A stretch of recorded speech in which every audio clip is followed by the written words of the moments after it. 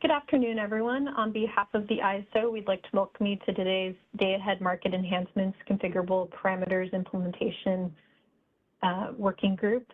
Today's session number 5. My name is Christina Guimera, representing ISO Stakeholder Affairs. Just a few friendly reminders before we get started today. Today's call is being recorded for informational and convenience purposes only. Any related transcriptions should not be reprinted without the ISO's permission. This meeting is intended to stimulate open dialogue and engage different perspectives. Please keep your comments professional and respectful today. Also, please try to keep your comments and questions succinct so that we're able to hear from everyone. We welcome and look forward to your engagement and participation in today's session. For raising your hand during the meeting, you can raise the raise hand icon directly at the bottom of your screen. If you joined audio only, please press *3 on your device. There's also an Inteller Transparency Viewer at the bottom right to see other attendees on the call. Be sure to refresh it prior to viewing. Closed captioning is also now available by clicking the CC button on the bottom left of your screen. And please remember to state your name and affiliation first before making any comments. And if you're having trouble with the raise hand feature, you can also send your comments and questions via chat to all panelists. And if you need any technical assistance during the meeting, please send a chat to the event producer in Teller Events. Today, we will begin with a discussion on the schedule and meeting objectives by Isabella Mahane. Then Isabella will lead us through a summary of comments from the October Working Group meeting. Then Jenny Araj, Dan Jang, and Guillermo Bautista Alderete will be giving an update to benchmark setup and associated market results. Then Scott Lemon and Oswin Thomas will take us through a discussion on sensitivity analysis number 2 results on envelope constraint multipliers and imbalance reserve price. And then we will wrap up for the day with next steps. So with that, I'll turn it over to Isabella Mahane, an account manager and stakeholder engagement. Thanks, Christina. Appreciate it. As Christina mentioned, my name is Isabella Mahane. I'm an account manager in stakeholder engagement, but also the facilitator for the DAME Configurable Parameters Implementation Working Group. So let's start off with the purpose and goals for today's session. So we'll go over the schedule here in just a moment, as well as the meeting objectives. And then we'll jump into a summary of the feedback we received on the October 21st session, along with some clarifications to questions you received through those comments as well. Following that, we'll go into kind of an executive summary of the analysis results we'll be presenting today, and then go over some of the updates that have been made to the benchmark setup and those associated results, as well as the round 2 of sensitivity analyses for the envelope constraint factors and the imbalance reserve prices. So if we can go to the next slide. Here's a snapshot of the California ISO's larger stakeholder process. So we're over here in the implementation phase here at market simulation. And while market simulation is running, we are conducting this implementation working group. Next slide.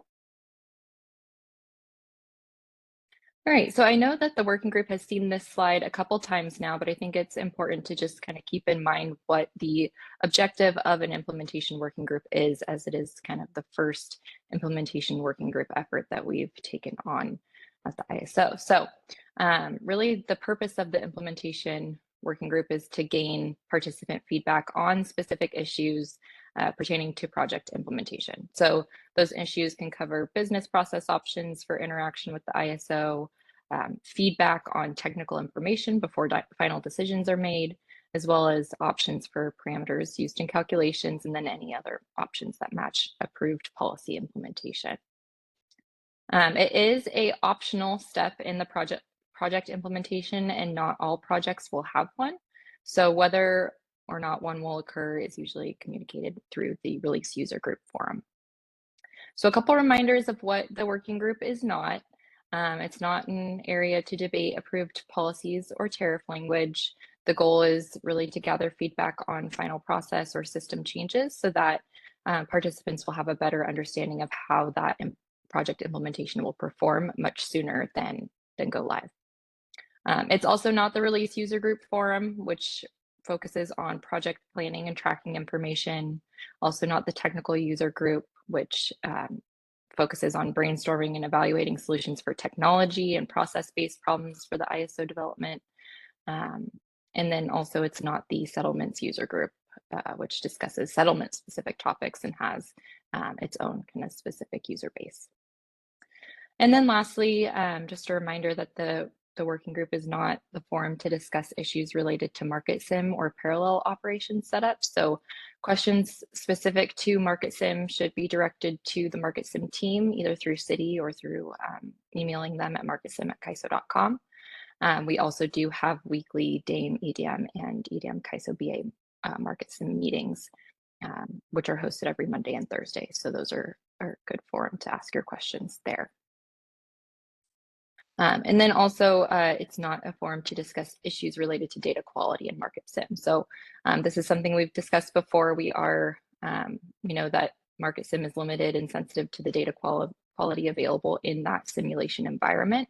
And so the conclusions of this working group effort will be based on non-production quality data, and that is something that we're cognizant of, but also something that we need to balance in order to effectively assess the parameters in the working group, given the request for kind of an expanded working group timeline.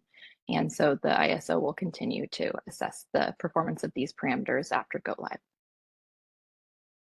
All right, next slide.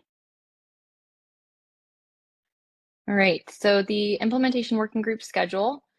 So again, although this effort is occurring concurrent to market sim and parallel ops, it is its own independent effort, and market sim and parallel ops are not dependent on the outcomes of this working group effort.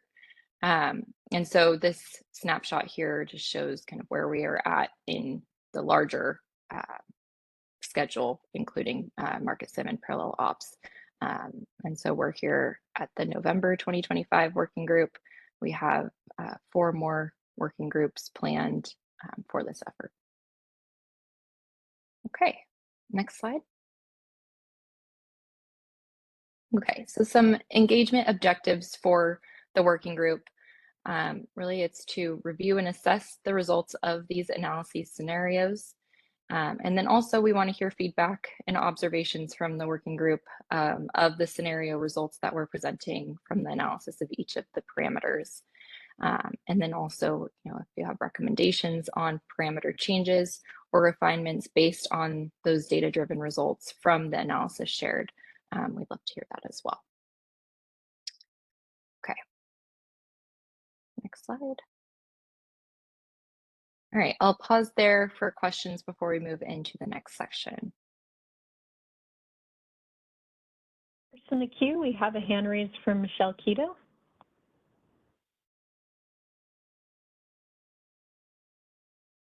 Can we try unmuting Michelle one more time, please? Hey, this is Michelle Keto from the CPUC Energy Division.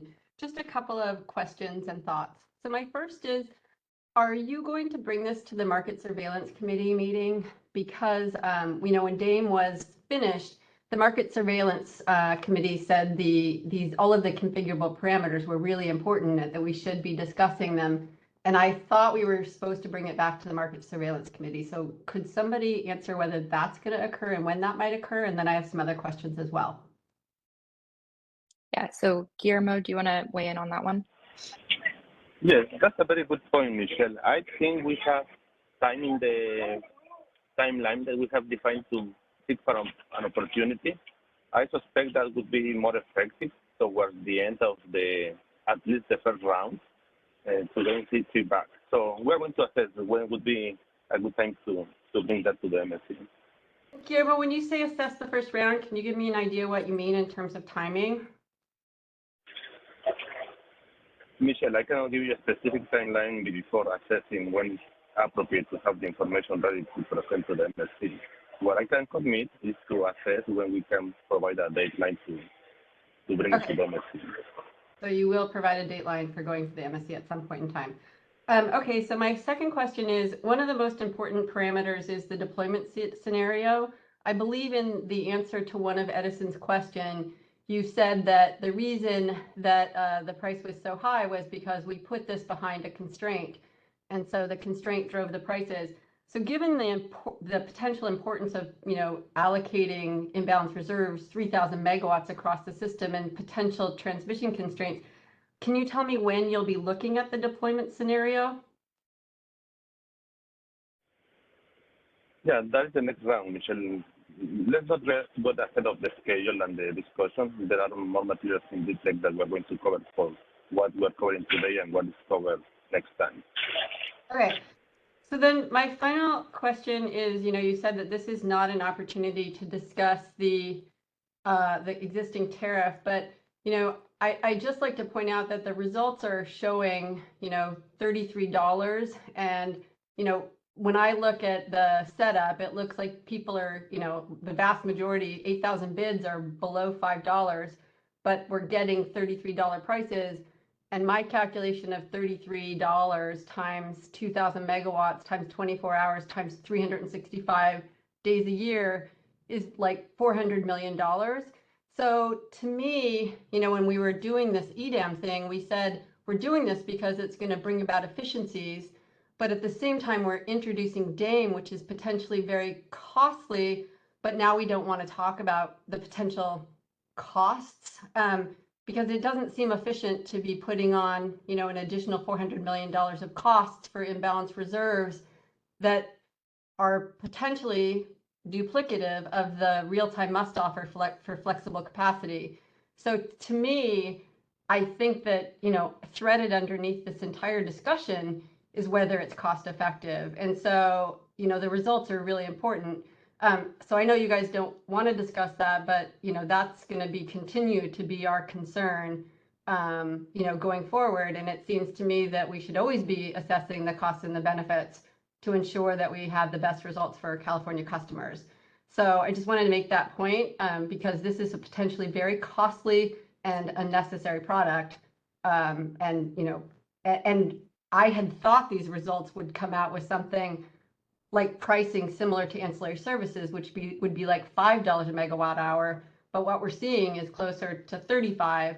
And it also seems like we're hitting the demand curve and not even procuring it, which seems to be a problem. And then finally, sorry, just one more point.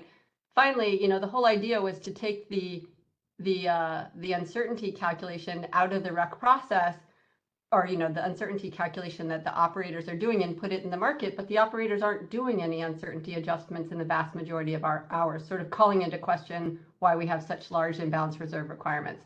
So this is really just a comment, and we will continue to focus on this, sort of be laser focused on whether this is in the best interests of our customers. Thanks. Thank you. All right, Chenyu.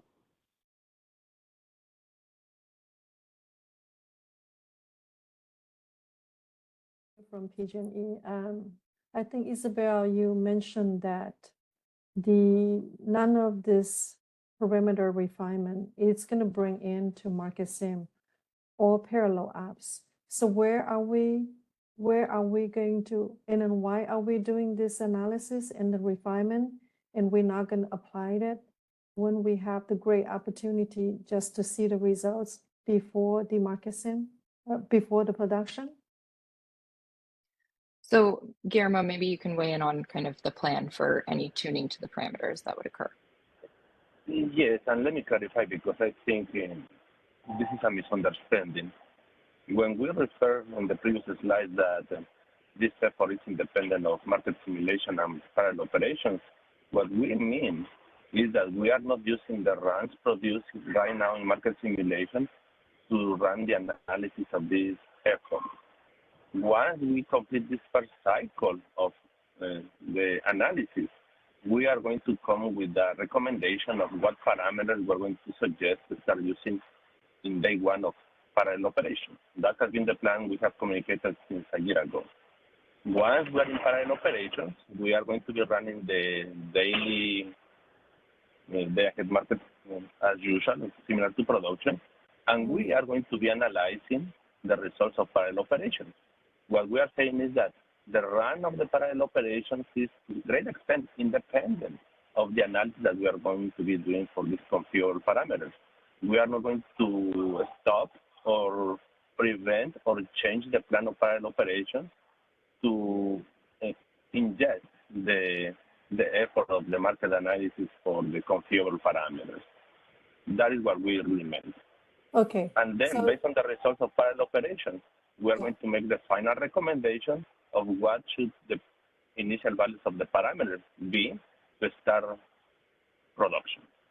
okay, so I think, yeah, that is my understanding as well.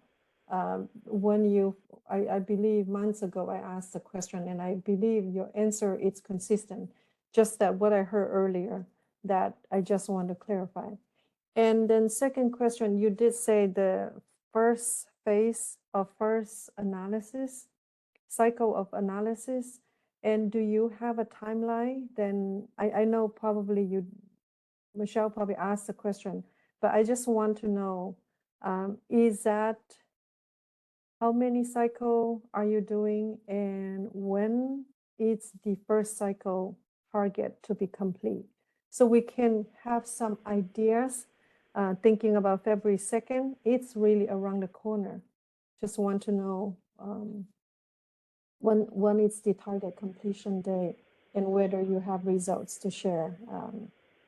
Yes, that cycle actually is represented in the previous slide of the calendar that Isabella showed. There is a first cycle that is concurrent to the cycle of market simulation. And that cycle is going to be completed with the January session. And then we are going to go into the second session that is parallel operation. Okay, so sounds like when January 15 comes, you will have the results for the market, the first cycle of analysis, and you will also share with market participants prior to going into parallel operations. Correct. Okay, thank you for the clarification. Meg? Thank you, Chinju. Can we unmute Margaret McNoll?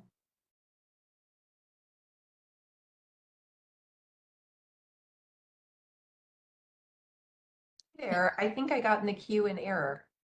Okay. Sorry about that. See, Meg. Okay, and looks like we have one more from Steve Keen. Edison, just following up on that. So it seems like a lot of the testing you're planning on doing is in parallel operations, but I have two questions concerning that. The first is just parallel operations are happening February and March when there's not really any, the market is not typically under any stress. And the other thing is, even in that time during parallel operations, it seems like some of the issues that you've had with like the base case and stuff, and at least in answer to our questions, was that you're not getting, some of the data coming in isn't good. Like you're not, people aren't bidding imbalance reserves in, and you're having to seed a lot of those values. I'm just wondering, I don't see that being a whole lot different necessarily during the parallel operations.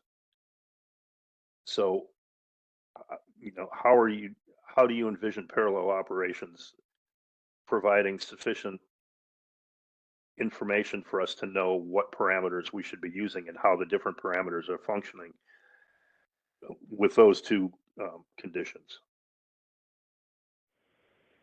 Yeah, let me expand on that, Stephen. The first clarification, the market simulation effort is quite different to the parallel operations effort. That is one reason that doesn't continue to be called market simulation, because now we're in a different space relative to the quality of the information. The genesis of having parallel operations is that now we are as close as possible to production, mimicking all the integration of the systems, all the runs that we typically have for production, and with the idea that participants are going to be submitting as close as possible to production the information such as this. So I want to clarify and clear the misunderstanding that it's the same type of environment and quality. It's not. And that's the reason we want to rely more on parallel operations for this analysis, as we indicated at the very beginning.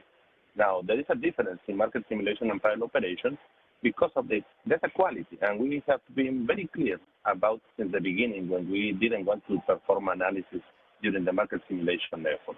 But here we are. Now, the value of having this market simulation, as we indicated, is not to make a perfect projection of what the production results are going to be. That is not the intent.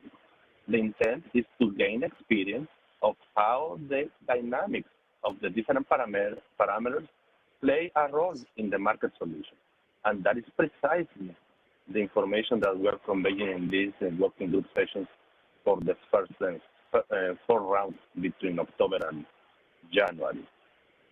We have been very clear that the quality of the data that we can have available right now is not up to the level of production. And because of that, we have to be very mindful what type of conclusion we can drive to project how the production results are going to look like. It's not about that. It's about how the parameters influence the market solution, how the input versus the output are related. Now, into the second phase, once we go into parallel operations, the market is going to be running on a daily basis. As we have explained in the previous working group sessions, we are going to continue to take cases from there with the best quality of the data that we can have. And then we're going to use those as a benchmark, and we're going to adjust those for other type of market simulation scenarios, what we have called the sensitivity analysis, including cases that are going to stress test the system conditions, such as inclusive of the higher demand loads. That has been the plan that we have communicated, and because of that,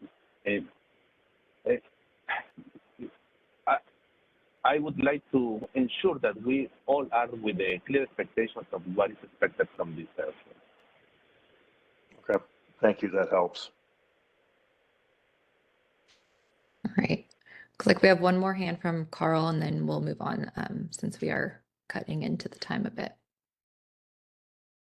Warner from the CPUC Public Advocate's Office. I was hoping to ask a very quick scoping question of whether the level of uncertainty that the imbalances reserves are being procured for is in scope for this, whether the value of that parameter is still under consideration, or whether that's viewed as out of scope. Thank you. It is not a parameter, and it's not within the scope of this specific working group session. Okay, thanks, Guillermo. Okay, let's move into the comment summary. All right, we can go to the next slide and the next one. Okay, so some of the feedback we received from the last working group session was to prioritize testing the attenuation factors and deployment scenario percentages over the tariff-defined bid caps. And then also expanding analysis to include stress load conditions as well as supply-driven shortage scenarios, explaining price differences and marginal energy pricing logic between the EDM BAAs, and then also discussing the bid stack for imbalance reserve and the interplays in the optimization. So we've taken that feedback, and we will be addressing these items throughout the presentation today. And then also we have posted a public comment response matrix with all the comments we received from the last working group and the ISO responses. So that is available out on the DAME initiative webpage. Next slide. Okay, so within those comments, we also received some questions, and so we just wanted to provide some clarifications here. One was regarding whether or not the same storage attenuation factor would apply to the all EDM BAAs, and the answer is yes, the same storage attenuation factor would apply to all the EDM BAAs. We also had some questions about trying to understand how the demand curve can set prices below $55 when bids are submitted at $55. And so we wanted to provide the clarifications here that EDM aims to meet the full imbalance reserve requirement subject to a step down demand curve.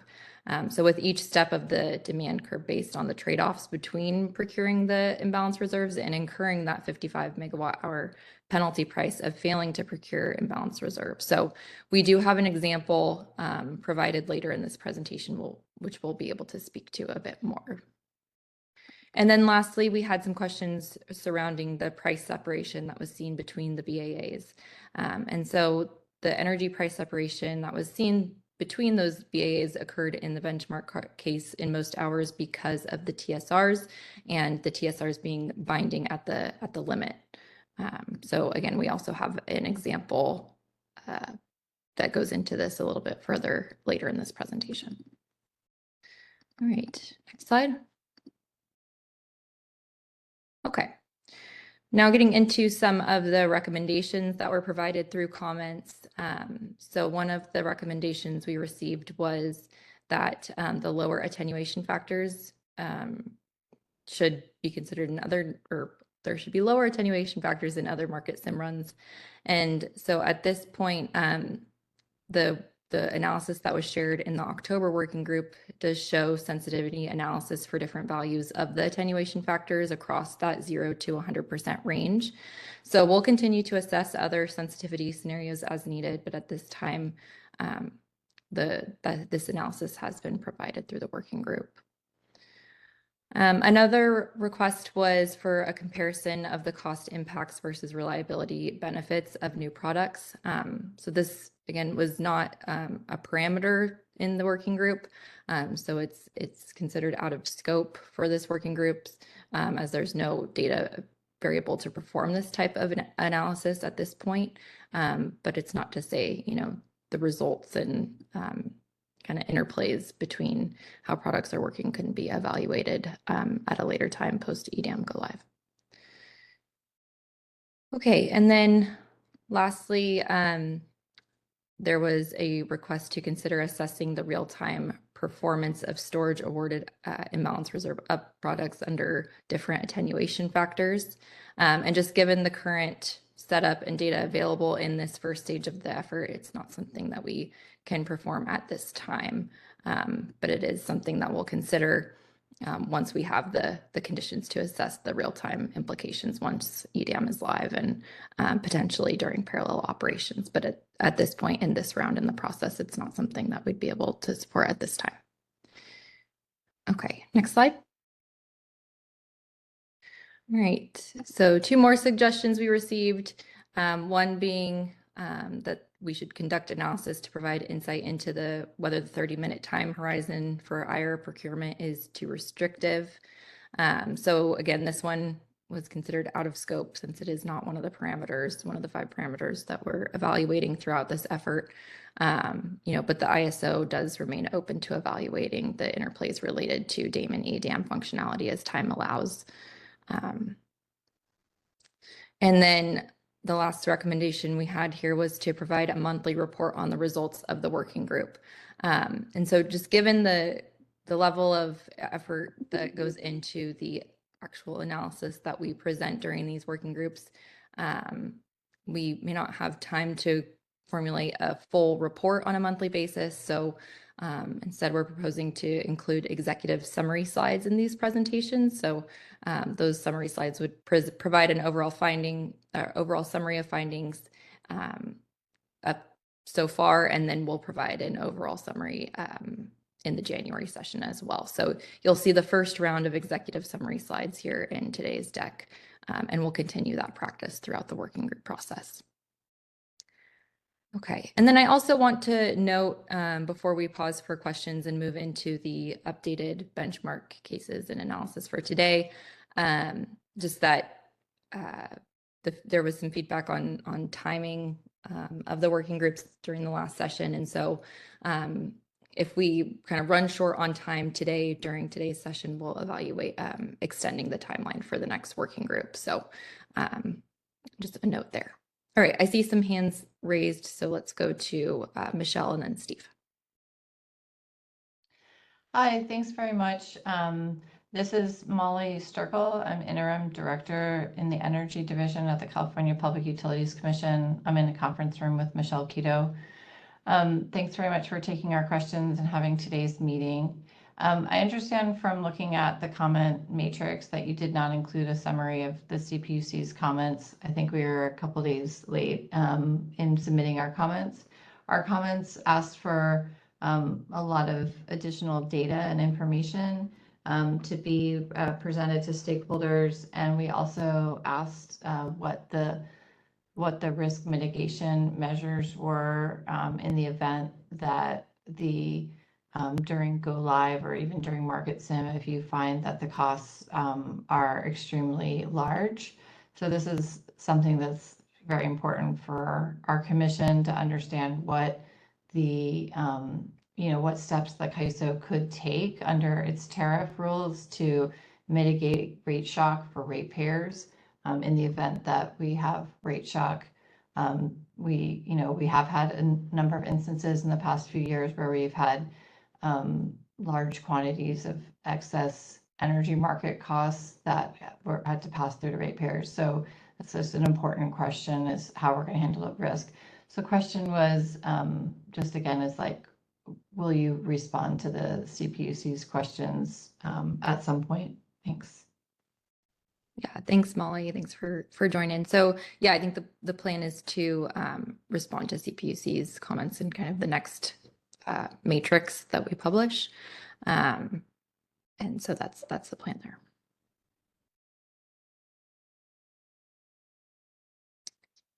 Okay. Steve?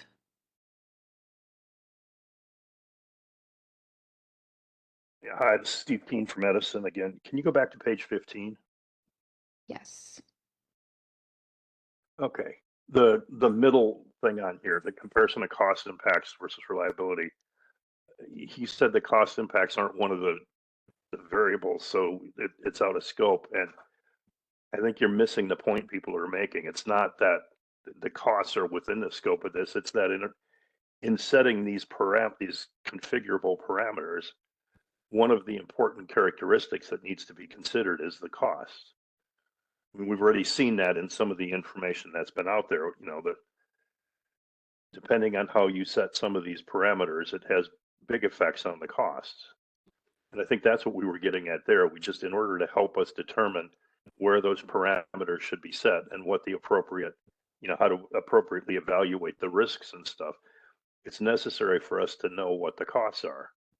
So just as a simple example, when you're talking about the factor in the envelope equations for storage, you could set it really high, and that makes, that certainly makes sure everything is, it's more conservative, it's safer, it's more reliability. But there's a question of what the cost is to that, and how much the reliability decreases and the cost decreases as you maybe lower that a little bit. And it's the same on some of these other things. That's what we were, I think, trying to get at with this, is not, we're trying, in order to determine where to set these configurable parameters, we have to make a decision, how much risk do we take on? And part of deciding that is, what are the costs of it? So I think I don't think that is really outside of the scope of this analysis. I thought that was at least one of the main purposes of the scope of this analysis. Yeah, thanks for that feedback there, Steve. And I see Guillermo came off mute. So Guillermo, did you want to add anything there? Yeah, and let me clarify, Isabella, because we are not minimizing the interest of participants to understand the cost implications. All what we're saying is that that is beyond the very targeted scope of this working group. This is not an open forum about anything that is going to happen within EDAM. It's a very targeted commitment that we have to specifically assess these 5 parameters. And at this point, we don't have reliable data to make any cost assessment. Yes, the parameters is a factor that is going to influence the level of prices, and the level of prices are going to influence the level of cost. But there are other variables, such as the bidding behavior. And this is a factor that has to be transparent to everybody, that we cannot just make up numbers and drive on that for a conclusion. This is not the scope and the intent of this working group. Again, the intended scope of this working group is to assess the effect of these parameters on the market solutions. And yes, depending on the values, there will be implications for prices and costs eventually. All what we're saying is that it is beyond the limited effort in the limited time that we have to assess the configurable parameters. Okay, I find that, well, it's a little scary because basically what I hear you saying is we're not going to worry about the cost right now. We're going to go live and then, we'll see what the costs are at that point. That seems to be basically what you're saying is, in determining where these parameters are set, cost will not really be a consideration. That's not part of the scope of what we're looking at here.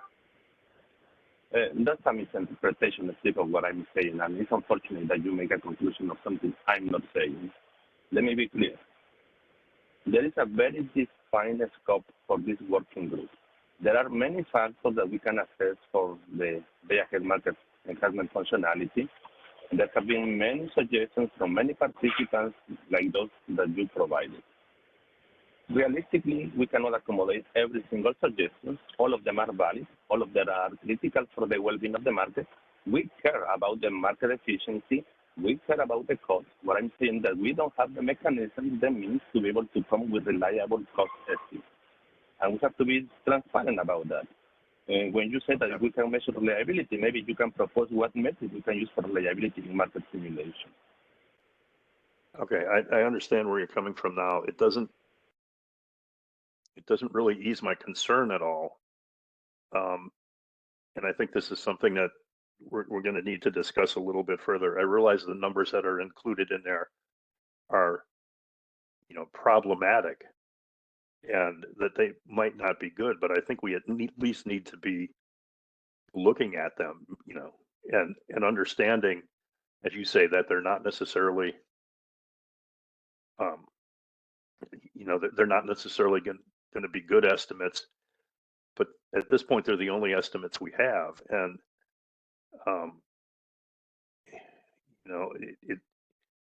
if it looks like this is going to be, end up costing significant amounts of money, that's a factor I think that needs to be considered when determining where to set these parameters.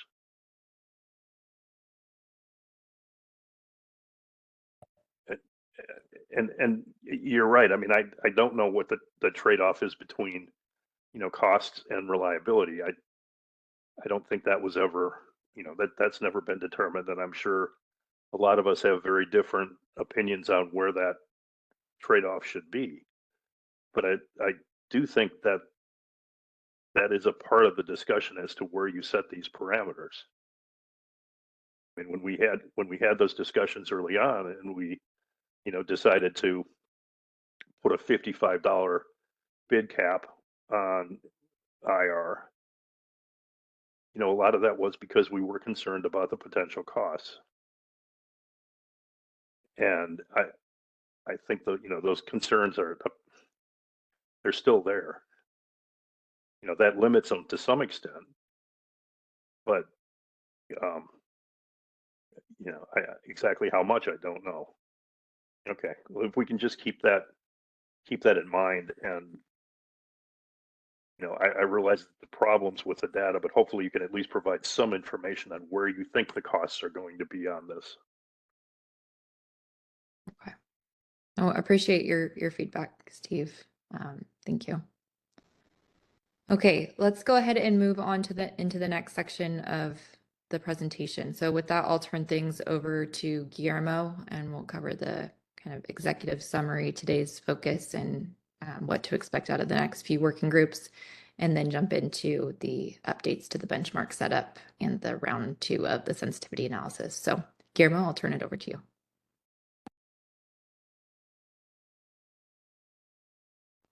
And Guillermo, looks like you're muted.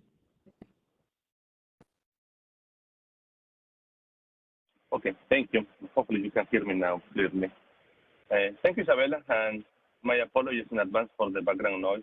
The airport is not necessarily the best place to have a meeting.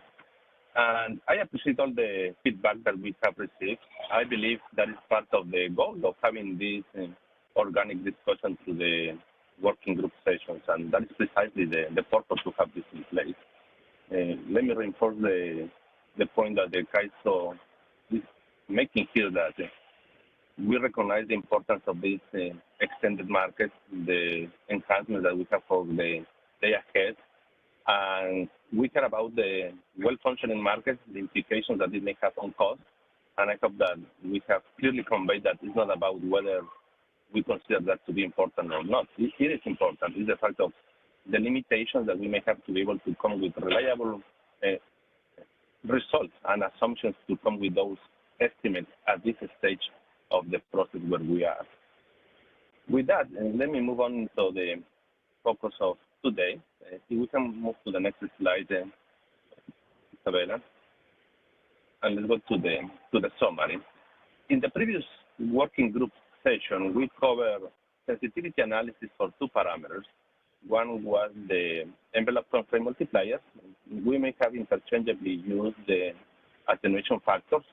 Effectively, more formally, we are dealing with the parameters applicable to the envelope constraint. So that is the formal name, and we will try to stick to that definition. The other parameter that we start exploring is the price implications about the imbalance reserve. There is a bid cap of $55 that is prescribed right now in the tariff, and back to that, we also have the default bid price. We have done sensitivity analysis for these two parameters, and as I indicated in the previous working group session, the intent is not just to give you the final results of the sensitivity analysis and what the recommendation should be, but grow together in understanding how the parameters are influencing the market solution. This is a brand new functionality that we have. There are many moving pieces, many dynamics that we're going to be getting familiar with it. And it is important for us that the participants can appreciate this complexity. That is the reason we're putting this effort forward to walk you through how the market solution looks like and why it is what it is, so that you can see those interplays and make sense of what eventually the recommendation is going to be for those parameters. Now, we're going to cover more analysis on these two parameters today, given the feedback that we received in the previous session and other scenarios that we have already contemplated, such as going into a case that is more stressful for the supply balance condition. And for the next two sessions, Isabella, we can move to the next one. The idea is that we're going to be able to cover now the remaining three topics. We're going to start with the congestion management assessment, the sensitivity analysis for those that directly impact the assessment of both the set of constraints we're going to enforce for transmission, but also the proportion of the deployed reserve. They come hand on hand. And by the time we have congestion, naturally we're going to have these scenarios to assess the market power mitigation, in which now we are going to have some assessment of the default bid price. We are expecting and scheduling to have this assessment for these three parameters in the upcoming two sessions of December and January. And after we complete that, we are going to be ready to come forward with a discussion in the January session to come with a proposal based on all the analysis that we have done, what we feel could be a good starting point of those parameters to start parallel operations. Once we go into parallel operations, we would have the ability to potentially reassess those values and potentially even adjust those values during parallel operations. We have some level of flexibility in the time scale that allow us to go into that point. Next slide, please. Okay, I understand, and it's a very fair point to be made that the level of complexity of the information we're providing may not be that intuitive across the board. We understand that there are many new concepts, many new interactions that we have to fully explain and participants be able to understand why they are happening that way. And there is a lot of information on this deck that we have put together. We understand the request, and we are going to do a better job to try to synthesize the findings that we have in the analysis. And rather than creating a monthly summary report with the findings, we will have this dedicated section at the beginning just to give you the key messages, the key takeaways from the analysis that we are presenting. And we came tight to this second session, and we have just a high-level summary of the main items that you are going to hear about during the rest of the presentation. The first one is that we knew that from the previous working session, we ran out of time to be able to ideally set up the benchmark as we wish. So we have still some pending items.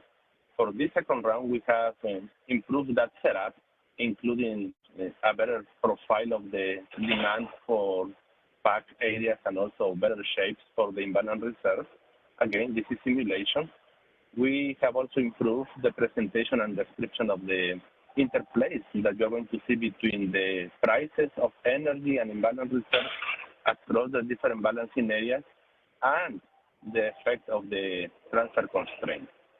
We have also expanded the same analysis for a second scenario. It's a full set of analysis that we did for the scenario where we have simulated much higher demand levels.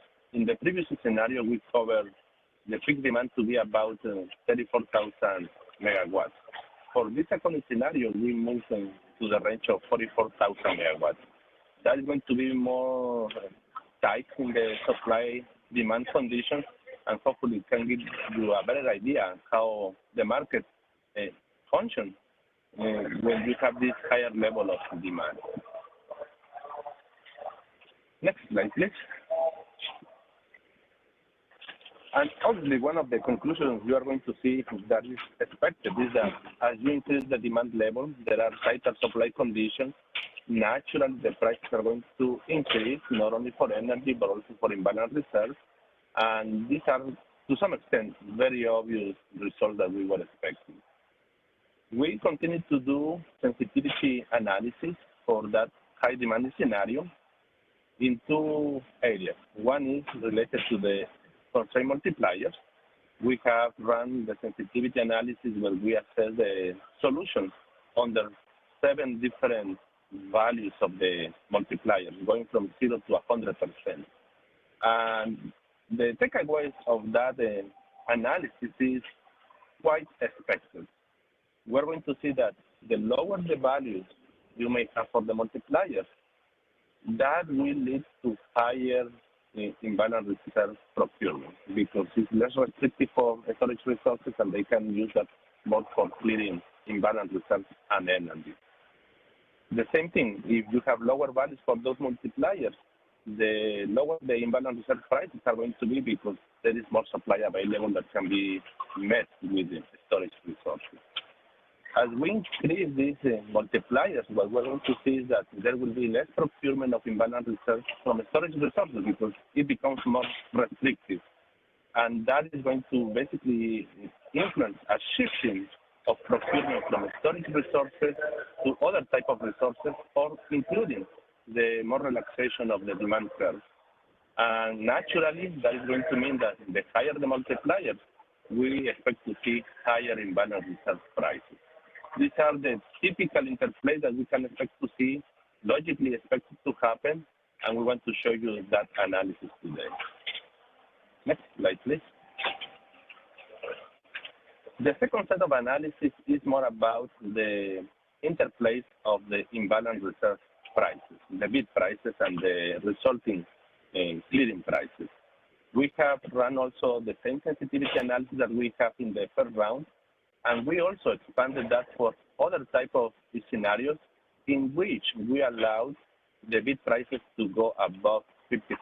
Effectively, we increased the bid cap from 55 to a higher value just to see if we were exposed to higher bid prices above the $55, how the solution would look like. And similar to the scenario of the moderate demand, the conclusions are quite similar. When we have higher imbalance reserve bid prices, naturally you are going to expect to see higher imbalance reserve prices. At some point, it will lead to higher use of the demand curve because now it's more expensive to procure the imbalance reserve rather than waive the procurement by relaxing the demand. And something that is going to be interesting to appreciate is that across the different bid price ranges, it has a very moderate level of impact on the energy prices, even though there could be more significant changes in the imbalance reserve price. That, in a nutshell, is the main findings that you're going to see through the more detailed explanation of the analysis presented today. And I see a hand, Isabella. This is a good time to take any questions. Yeah, let's take Alan's question before moving into the updated benchmark. Alan Meck, PG&E.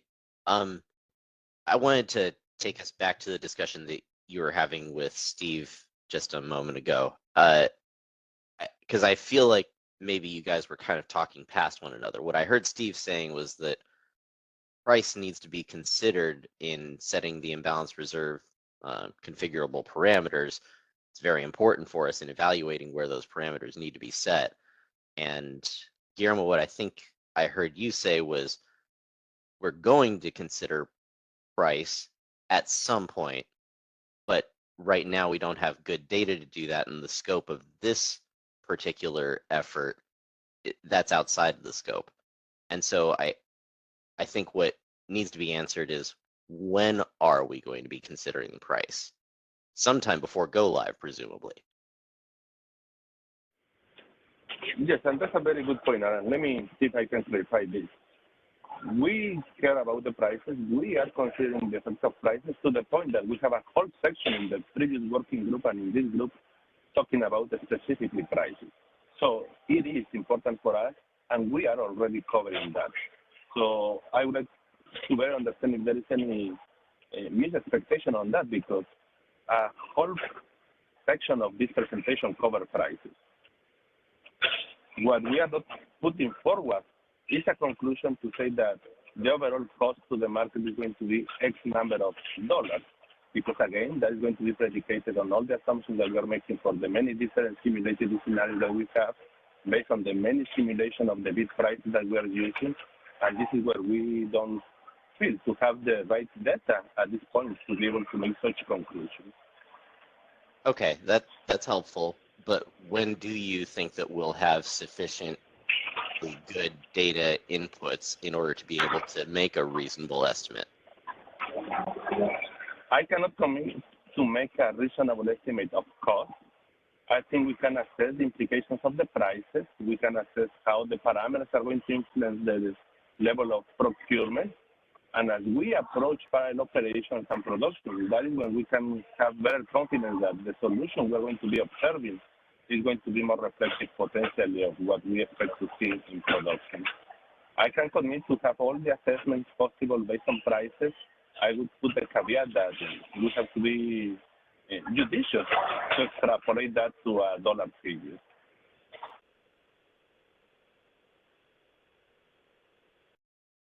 Okay, I just want to be really clear that we're not going to be using Go Live as sort of like the crash test dummy, so to speak, and that there will be some point at which we'll have what everyone considers to be reasonable estimates of what we think the cost of imbalanced reserves is going to be, and sometime after that point we will have an opportunity still to refine the tunable parameters if we see that those costs are much higher than we're comfortable with. Is that fair?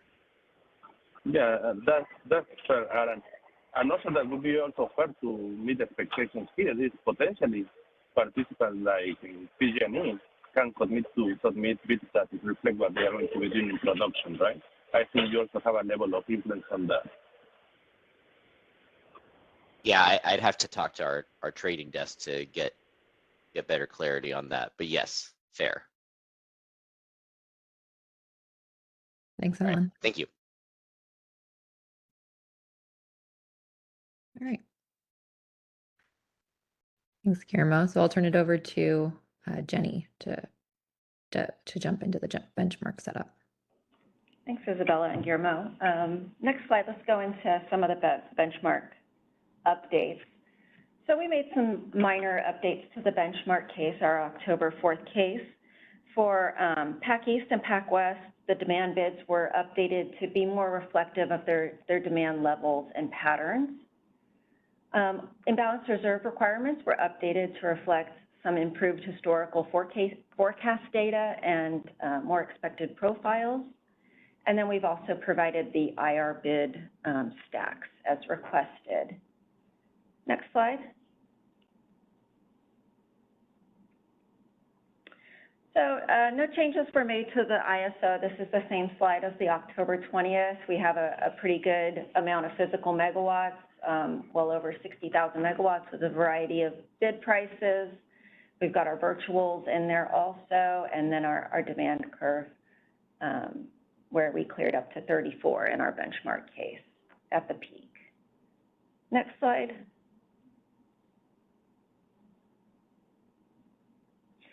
So yeah, the values to the right show that we've updated the demand on pace, and so it shows they're peaking there in the evening instead of a more flat demand profile.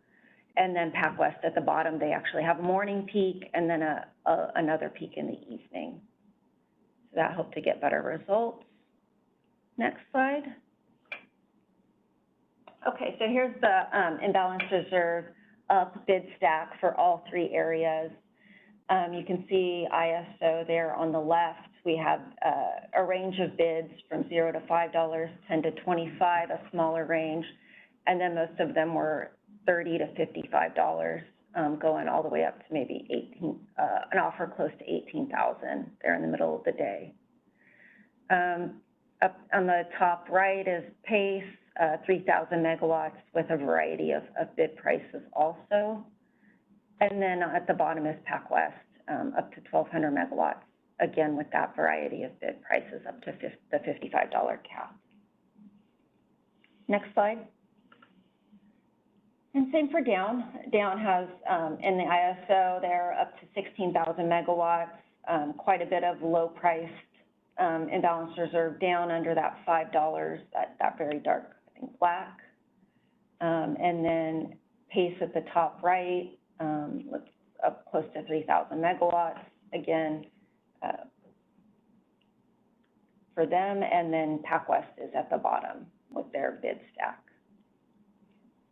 And we'll go into an example about how, I'll go into an example later about how the bid stack and the clearing for an IRU example occur along with the demand curve. Next slide. Okay, one input that I wanted to provide a little deep dive into is the diversity benefit.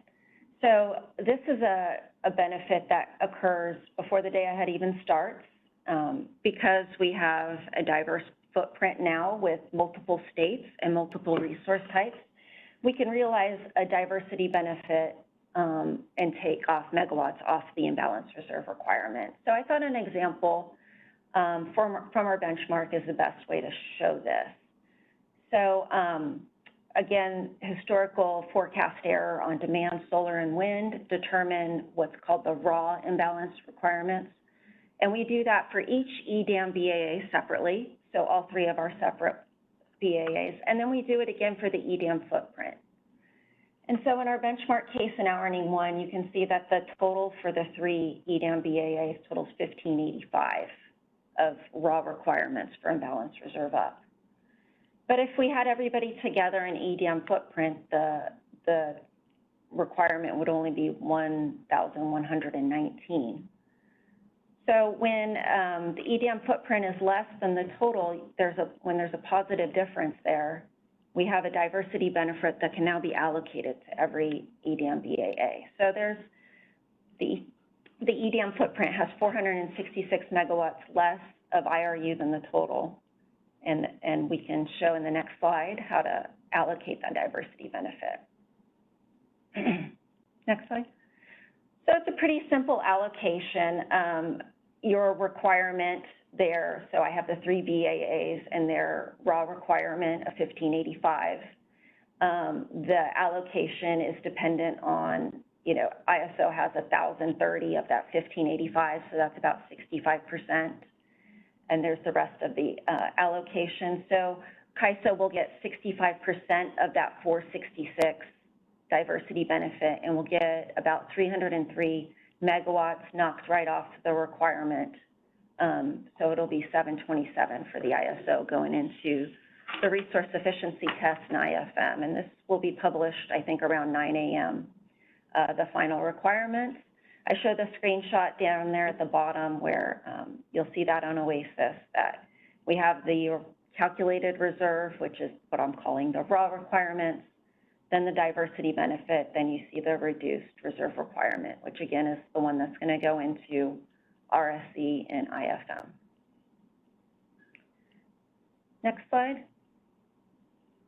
And so these are the updated and balanced reserve megawatts from the last go round. You can see the ISO has imbalanced reserve up, and then so the gray is the raw, and then you can see it's reduced in every hour by that diversity benefit. And the same with down. And so we saw an average of 524 reduction in each hour, and on the down 345 in each hour. Next slide. So just showing that everybody gets the diversity benefit right off the bat there. This is PACE, and they have lower requirements all across the board here for both products. And the next slide, same with PAC. PAC-West, sorry. So I think that's the end of the inputs. I'm going to hand it over. Oh, let's take some questions on the inputs here. Yeah, it looks like we have two hands. So one from Chenyu and then one from Steve. So let's start with Chenyu. Yeah, Jenny, thank you for sharing the benchmarks.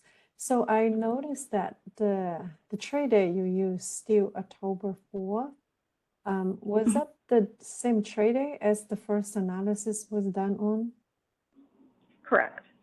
Yes. And so during this analysis, this is second analysis. How many trade days is being used, or are you still doing the analysis just based on one trade day? We're doing the analysis based on one trade date. And is there a reason behind it? Yeah, we want to show the different scenarios, and we need a stable benchmark in order to show the price differences and the the megawatt impacts. So we need to keep the benchmark stable. So how is that we learn something different? Maybe just educate me here. So the first analysis based on one, and I thought the idea is that you, as the time goes on, you have more data pool, and then you're going to use more data, which is basically more trade days to summarize the finding. And I just don't quite understand why the same trade day it's being used, and what new information we're gaining from the first study. Yeah, we call this a benchmark case, and we stress this benchmark case, right? As we mentioned in the beginning, from 34 gigawatt to 44 gigawatt to represent a more stressed condition. Oh, so yeah, that's you will see the results in later sessions in this presentation. But this effort is really to test these 5 parameters and their impact. So it's really about testing the 5 parameters on a stable benchmark than moving around the trade dates and seeing different market results.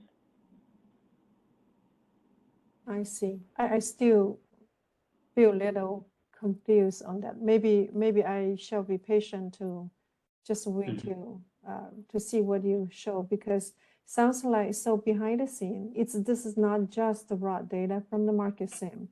You actually use the same trade day, but just like what you showed before, you kind of increasing the California ISO load to 34 gigawatts, and the PAC East and PAC West, all the low, and so you basically just use that but increasing a different schedule.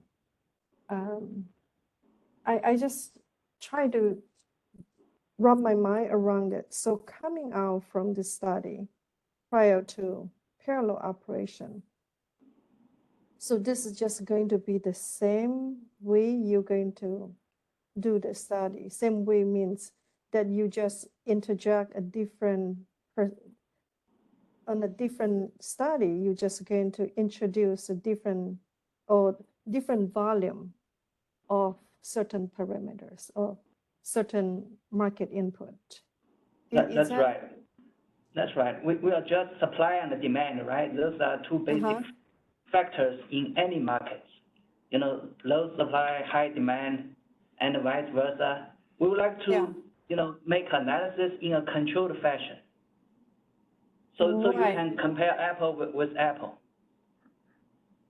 Right, but then then make me think about when Guillermo says, okay, because when we couldn't really focus on the cost because we don't really have a reliable data, but it sounds like this data can be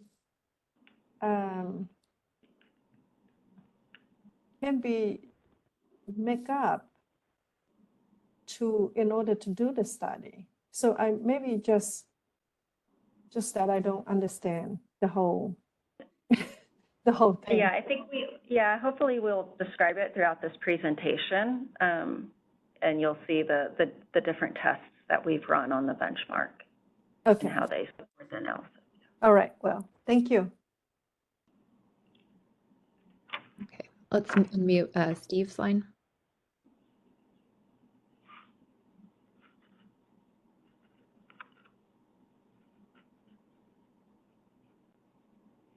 Can we unmute Steve Keen? There we go.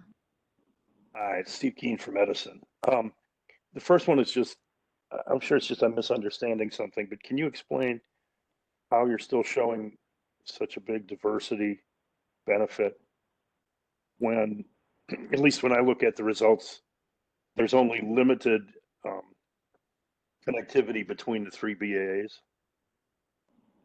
So, I mean, I think like when I look through the results, you know, there's nothing or very little that can move from Pac East, between Pac East and Pac West. And there's, you know, like less than 100 megawatts that can move between the CAISO and Pac West. So how does the diversity benefit come up? Because I thought that came about because you treat the system as a whole, but if you can't move power around between them, doesn't that limit the ability for the diversity benefit? Yeah, what we saw in real-time market, the transfer capability is much higher. And so, you know, this may not represent in the end the available transmission between ISO and the PAC. And at this time, you know, the diversity benefit, right, methodology is independent of transfers. And we do expect, you know, in parallel operation, the transfer will be higher. Okay. All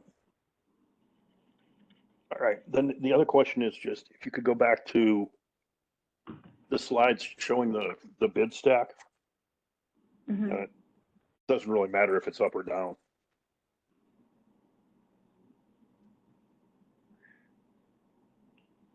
A couple more back, yeah. Okay. Yeah, One of these? fine. If I'm looking at this, I'm seeing that the bid price, you know, in the CAISO, most of the bid stack is in the $0 to $5 bid range. And, you know, there's a little bit up above it, but not as much. In the other two, there's very little in that $0 to $5 range and different amounts in the other, but that just seems counterintuitive with the results where the prices for IR are, you know, generally significantly higher in the CAISO than they are in the other two. Yeah, I plan to go into an example in the results here to help explain why we're using the demand curve for pricing. Okay. Yeah. All right. I'll wait for that then. Thanks. Okay. Thank you.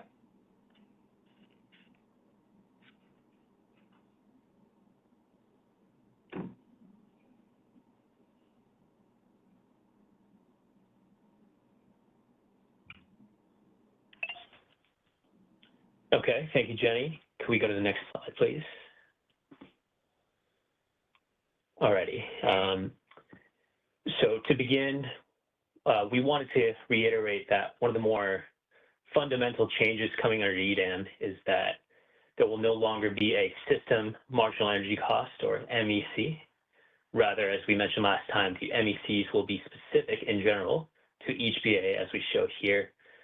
So for the next few slides, we're going to focus on the energy price separation, and we'll go into the IR prices in Jenny's section later. But the 24-hour profile here you see of the MECs per BAA did not change significantly relative to what you saw last month in the base case.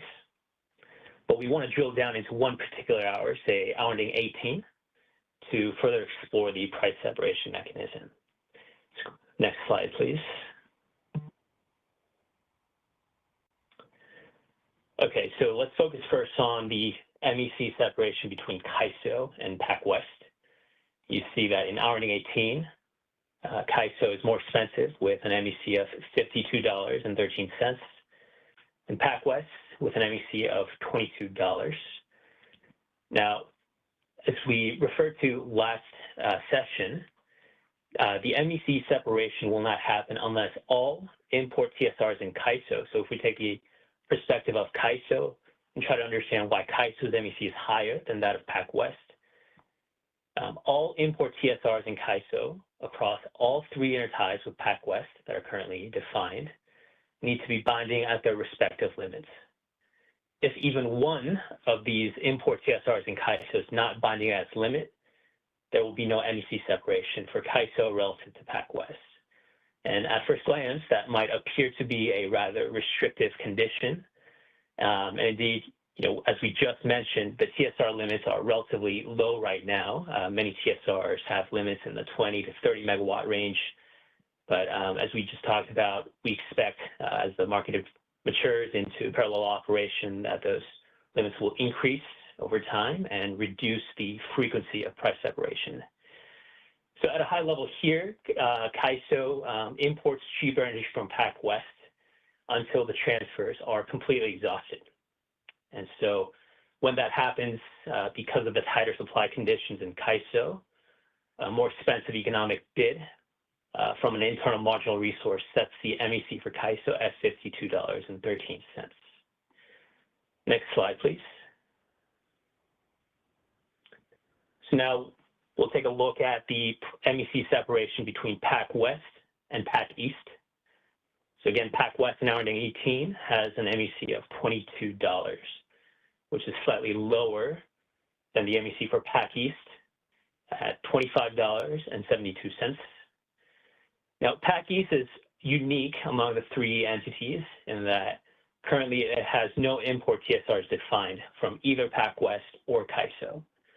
So that severely limits its ability to import cheaper energy via TSRs from either of the other two EDAM entities. So there are tighter supply conditions in RNA 18 and PAC East, as evidenced by the higher marginal bid. And because of the lack of import TSRs, we get that price separation for PAC East relative to PAC West. Now, one of the questions we received last time was, what about the TSR shadow prices? And we'll go into that in a second, but at a high level, we're going to see that the TSR shadow prices in general reflect the MEC difference between the two BAAs. So for example, between CAISO and PAC West, there's an MEC delta of $30.13, and we're going to see that reflected in the TSR shadow prices. Next slide, please. And because TSRs play such an important role in the price separation mechanism, we just want to review them at a high level. So TSR is a generalization of an ETSR, which you're familiar with from the WEIM. So in the real-time market today, ETSRs transfer energy between the WEIM entities, and they're classified into base, static, and dynamic ETSRs.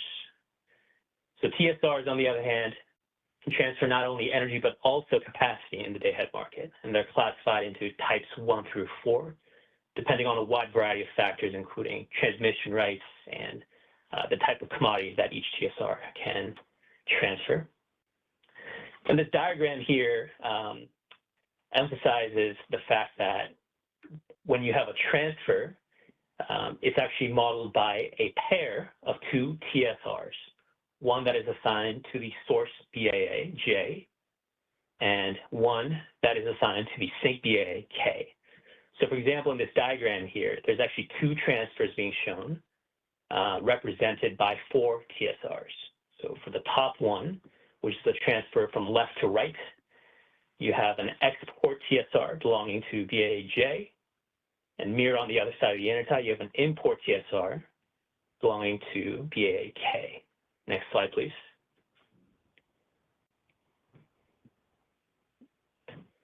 And so you can think of these TSRs similarly to any other resource, which has both a Pmax and a Pmin constraint.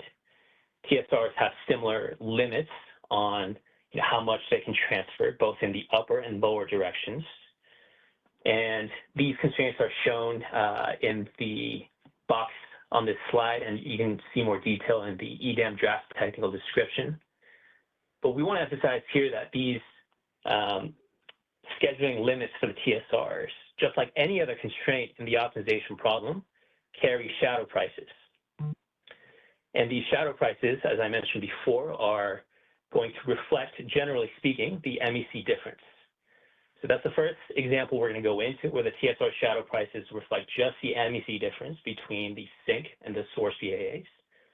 And then the second example we're going to go over is one in which the TSR shadow prices reflect the MEC difference in addition to the applicable ITC shadow price when that ITC is binding.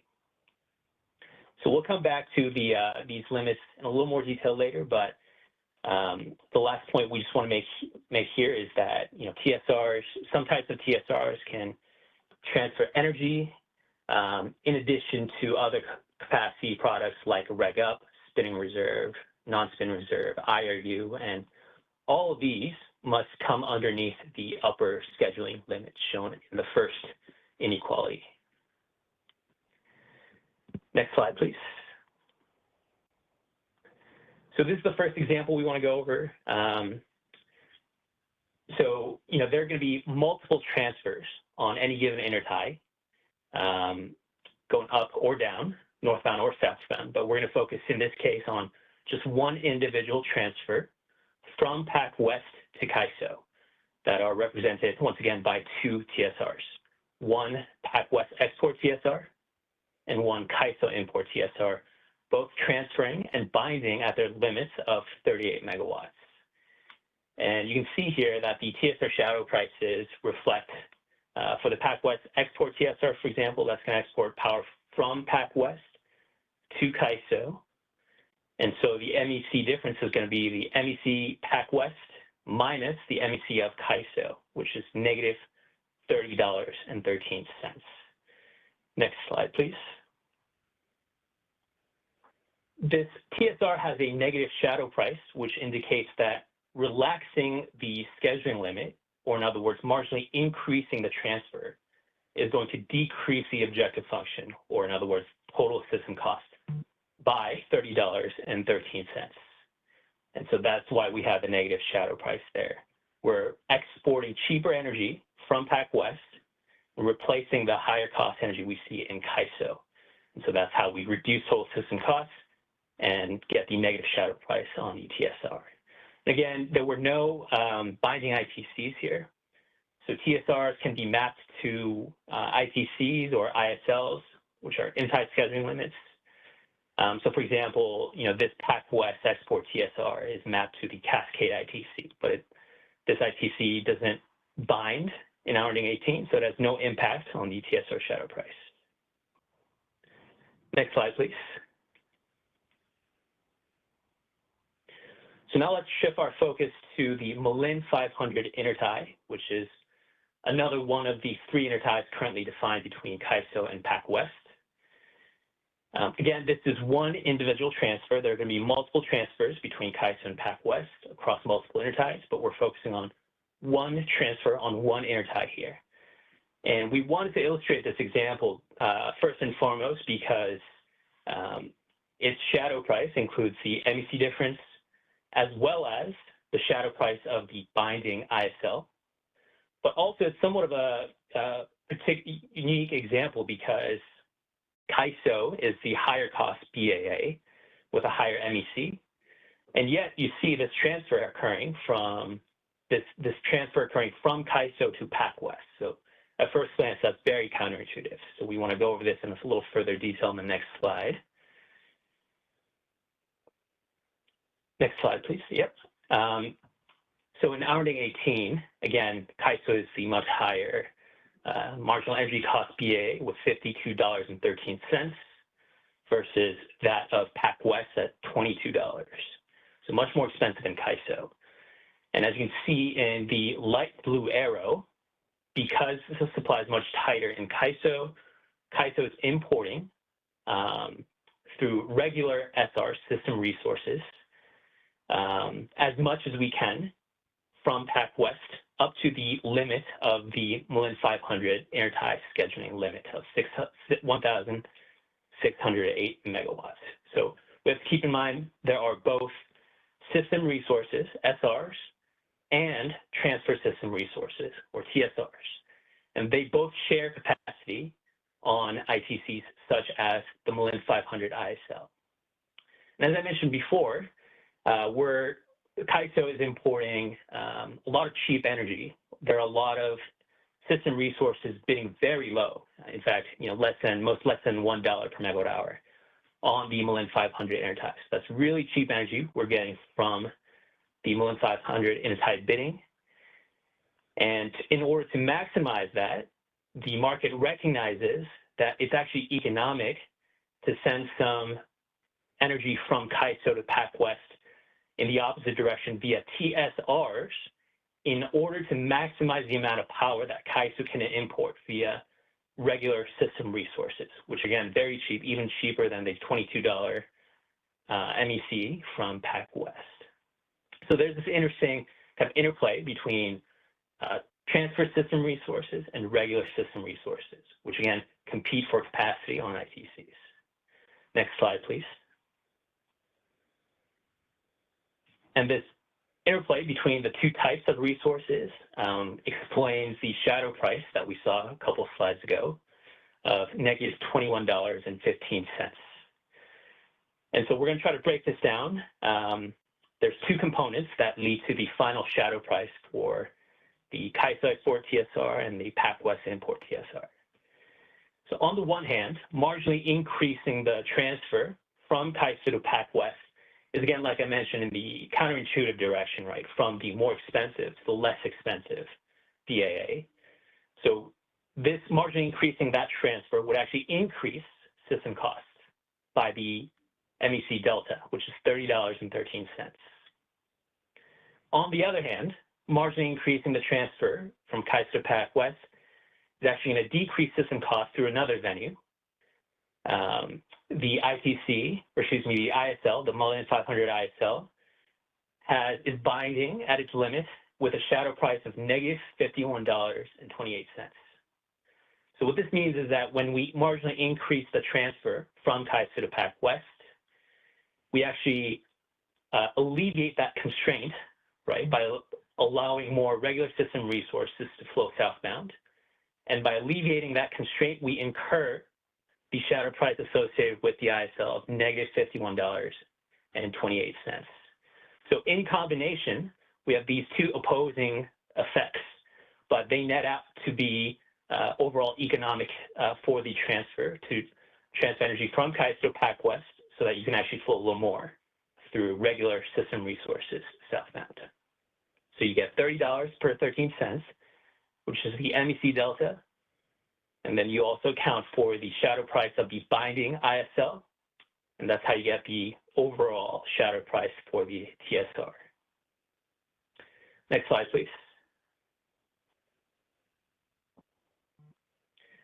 So we saw this slide already before, but we want to focus on the two inequalities circled in red here. These explain the lower scheduling limit for TSRs, and you can just rearrange them simply algebraically. And if we go to the next slide, we rewrite these two inequalities in the following manner to reveal a pretty interesting property of transfers of downward capacity products.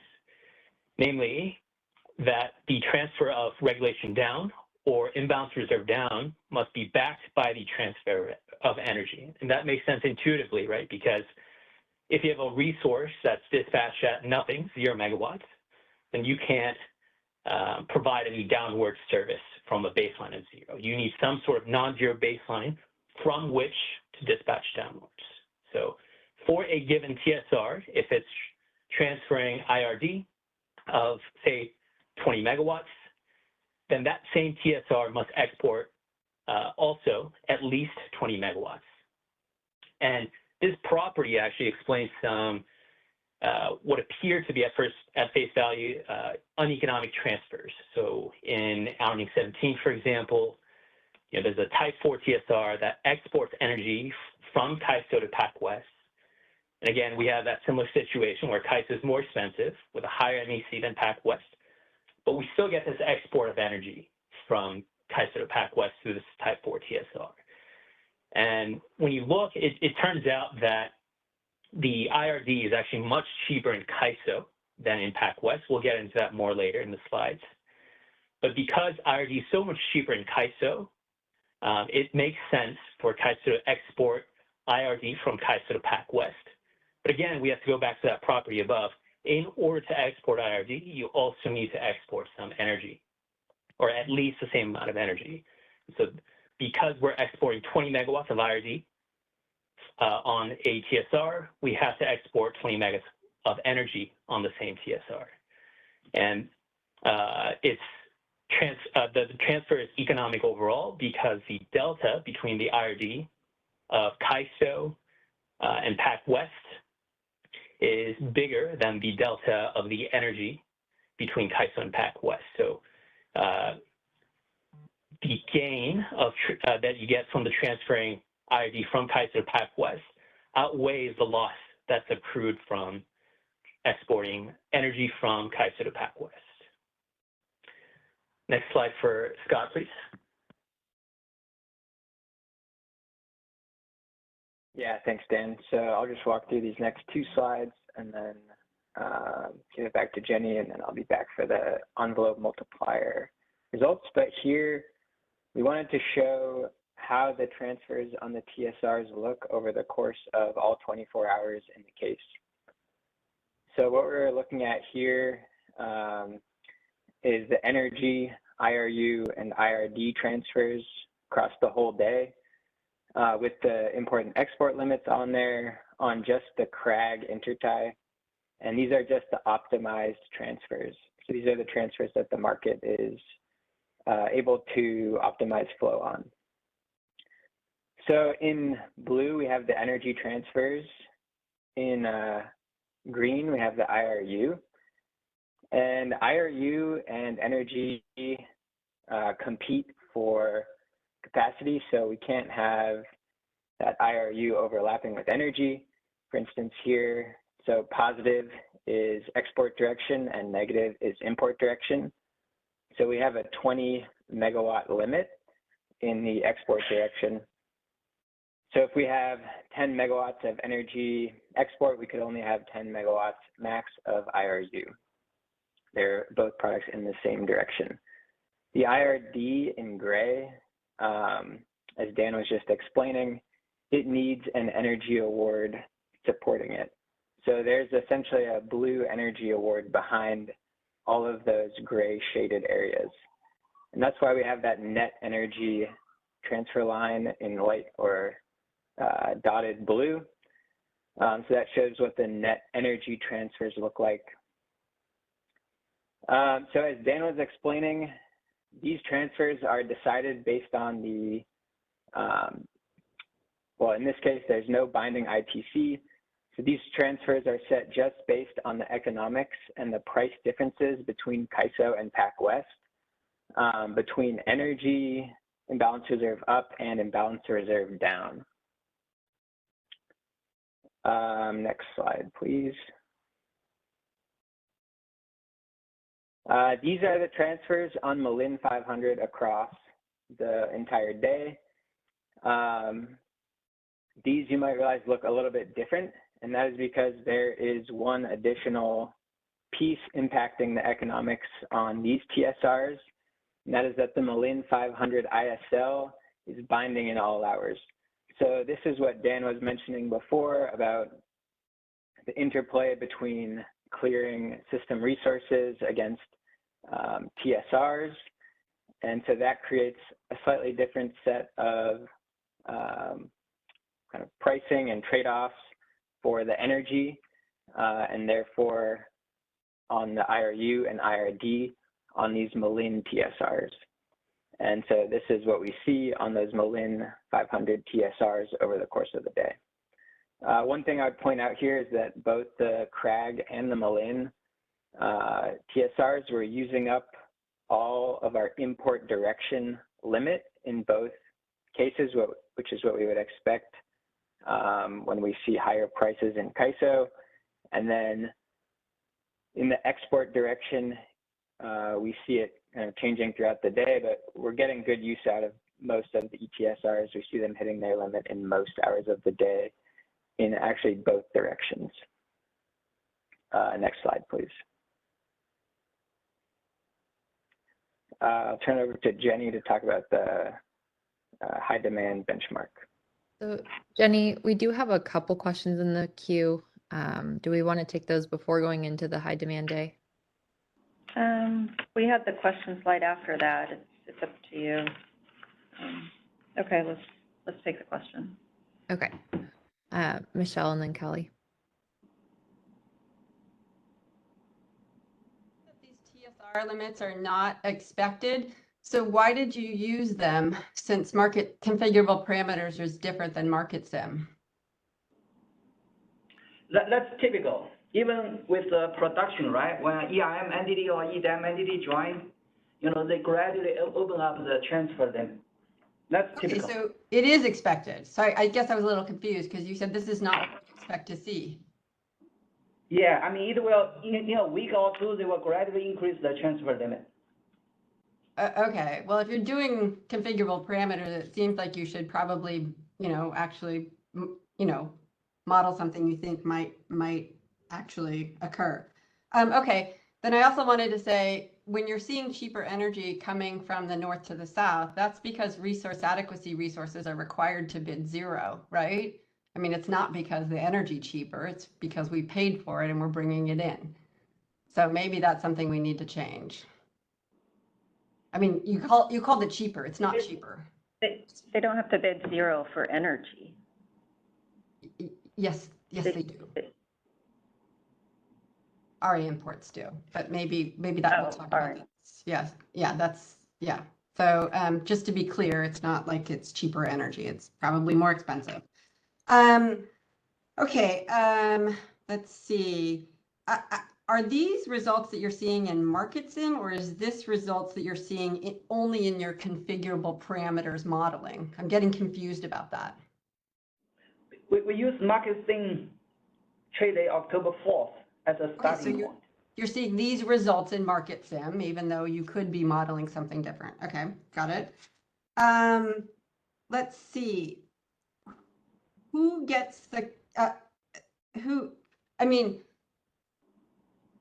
gets the, I guess I'm a little concerned. There's so many different pricing points now here, and there's system versus EDAM. Are you concerned about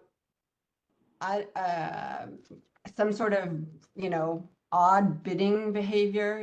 Like if we have is the price separation because the TSRs, or is the price separation because the ISL is binding, right? Because if TSRs are small, then you're just going to move around the TSR and you're just going to use system resources. And if it's economically efficient, they should all converge, right? But what I'm not seeing is convergence.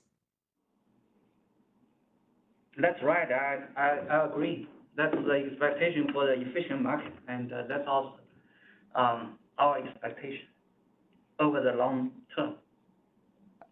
over the long term. Okay, but we're not seeing it at all on a low load day when we saw no, I mean, I went and looked at production and it didn't look like there was price separation. So I'm just trying to understand why we're having so much price separation here.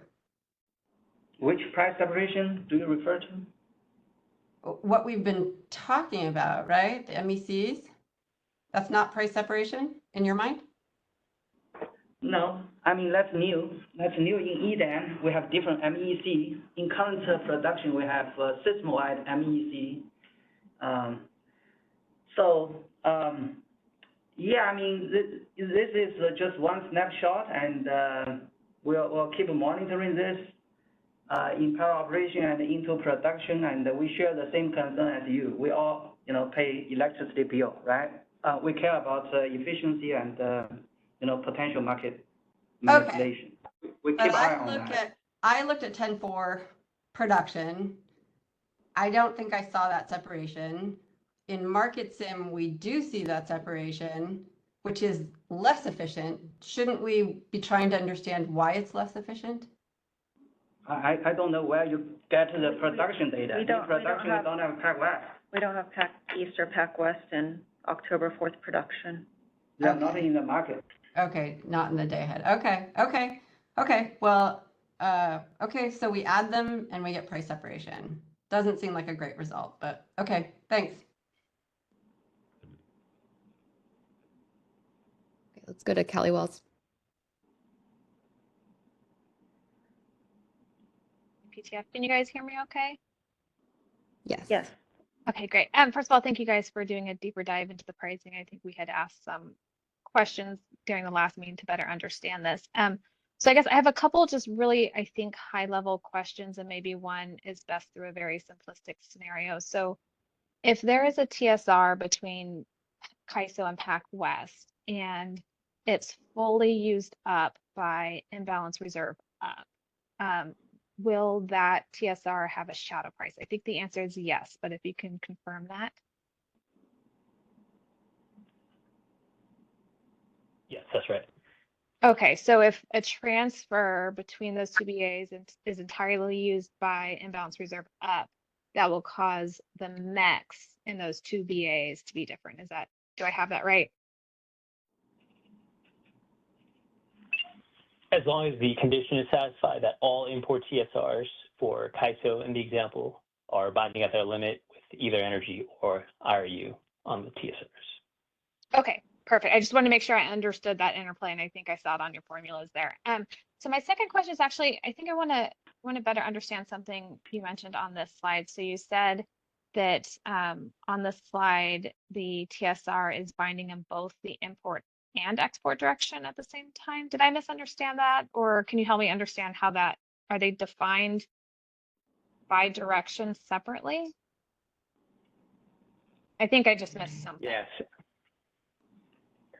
Yeah, so in this example, if we start in just hour ending 1, you can see that we are exporting IRD, so that's the gray region. So we're exporting our maximum amount of IRD, and that requires that we have enough energy exports to match that amount of IRD that we're exporting. So we're exporting IRD at, I think that's around 25 megawatts. And at the same time, we're importing energy. So we're importing energy at the max. So we're importing about 22 megawatts of energy. And so that's where that net energy, that blue dotted line, comes in at 2 or 3 megawatts. Okay, but in that hour, we don't actually have a shadow price, right? Because that dashed blue line is not at the limit. We do, because we have price separation, because we are kind of using up all of the capacity on both of our transfers. So if we wanted to ink the energy by 1 megawatt, one of these things would have to give. So we've kind of maxed out the capacity on this TSR.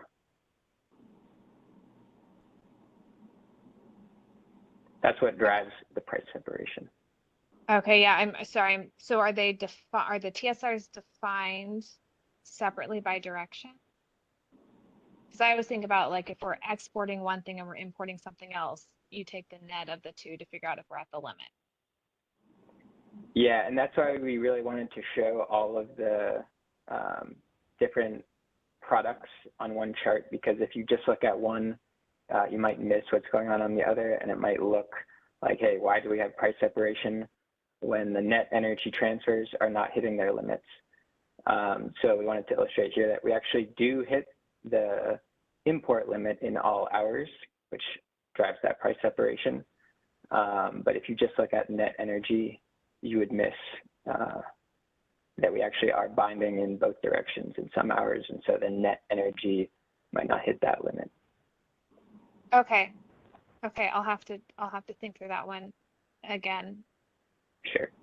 All right, thank you. Yeah, because it's the hitting the limit in both directions at the same time that's throwing me. I'll have to think through that one, and maybe I'll follow up offline. I don't mean to bog this down as I try and think through this. So thank you. Sure. Thanks, Callie. All right, let's continue on. Okay, let's go into the high demand day. So next slide, we took our October 4th day and we added demand to get it up to 44,000 peak. So there's the profile of the 2 days, our normal day on the left and the peak day on the right. In hourly 18, the supply difference there, the 10,000 megawatts was met mostly by thermal and storage. That makes sense. Our renewable would already be maxed out, and so would the hydro. Next slide. Okay, same for PACE. We upped them from 3.2 or 6,200 megawatts to 8.1 gigawatts at the peak there, and their peak was in hourly 19, met by thermal, additional thermal mainly. Next slide. Pac West is a bit of a smaller area. It went from 2.2 gigawatts. Its peak is in hourly 10 to 2.9. It's got hydro and renewables that can help meet that extra need. Next slide. Okay, so here's the pricing. Again, the original scenario, which is the pricing you've already seen there on the left. We have the high demand scenario, and we see only mild increases in prices for everybody. With the extra demand, we see ISO prices at the hourly 19 peak go from $58 to $76. On average, CAISO prices are $8.93 megawatts per higher over the 24 hours, and PACE is $6.28 per megawatt, and Pac West is $8 higher. Let me just point out that PACE and Pac West have the same pricing for the last, 6 or 7 hours of the day. They have that TSR between them, and as we just went through, when that's not binding at the limit, there's no shadow price to create that MEC price separation. Next slide. So let's look at imbalanced reserves. We're interested in this new product. We also increased imbalanced reserves by 20% for our high demand scenario. Here's the profile of the ISO, or actually everybody's up prices, and we do see increases in prices for the various areas due to this. Next slide. Here is the clearing of the resources. So this is the ISO imbalance reserve up. You can see that we go deeper into the demand curve with the higher demand scenario. That's the dark, or the black. We could see that more prominent in the high demand scenario. So that can lead to the higher pricing as we go into that demand curve. Next slide. So I wanted to do an example of putting kind of this all together, the inputs for imbalance reserve and the outputs. So I'm using the benchmark in hourning 13. This is the case for both the high load and the regular load scenario. So if you remember from my input slides, we did have quite a bit of imbalance reserve up bids in the ISO, almost 18,000 megawatts. And so why the requirement in this hour for up was only about 1,200 megawatts, but we only cleared 626, and so 610 was what we call infeasible. And so that's when we go to the demand curve. And that first segment of the demand curve had that is within that 610 megawatts that we couldn't clear. And so that just automatically sets that kind of administrative price of $15.16. And so that explains, I know we got a lot of comments about why the price is $15. And so I'll go into that more here. There were no IRU transfers to kind of complicate this particular hour example. So why don't we use that 18,000 megawatts of up bids? Well, all of the bids from VER are really economic for energy. You're going to use your VER in the middle of the day and not for imbalance reserve up. Looking at storage, no storage cleared because they're charging, and the multi-interval optimization is saving that SOC for better times for storage to use their SOC for up services, energy, and imbalance reserve. Hydro, we don't procure much from hydro either. They're being optimized over the 24 hours. Many of them have what's called a daily energy limit.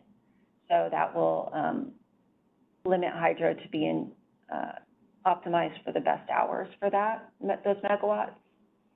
And so who is providing the imbalance reserve up? Thermal resources are, but IRU can compete with the energy price. I think the energy price in this hour was in the 30s.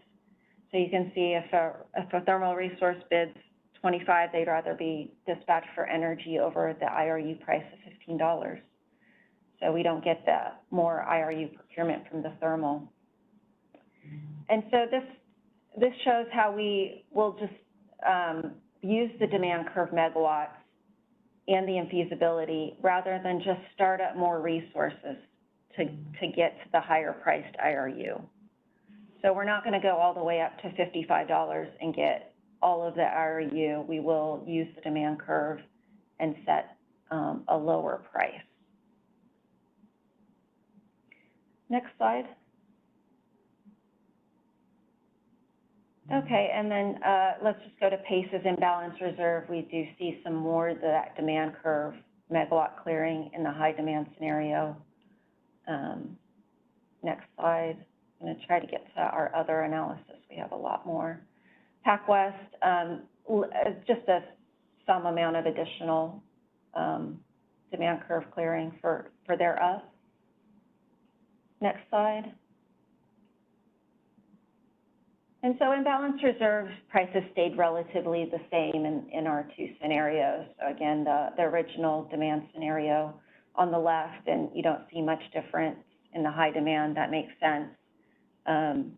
We did increase imbalance reserve down requirements also, but we didn't see the higher pricing. We have more resources moving up. You have more down available in those cases. So we'll just go through the last few slides here, which show that imbalance reserve. Next slide. For CAISO, so just a little bit more clearing on the demand curve, but otherwise it can be met with other resources. Next slide. Same for PACE, going more into the demand curve there, but it could be on the same segment, so it sets the same IRD price. Next slide. And we have Pac West there. Again, a little bit more of the demand curve clearing. So that was what I wanted to present, comparing the moderate load day to the high load day. Next slide, we can take questions. Yeah, it looks like we have a question from Michelle. Hey, Michelle Keto from the CPUC. Can you go back to page 58, please? Okay, so I'm looking at the it looks like to me that the load on that October 4th, which was a Saturday at 1 p.m. was 16,000 megawatts, maybe 17,000 megawatts. So I just call into question whether we actually need an imbalance reserve on a day when we have 16,000 megawatts of load and 60,000 megawatts of requirement. I'd also note that we have flexible resources which have a real-time must-offer obligation.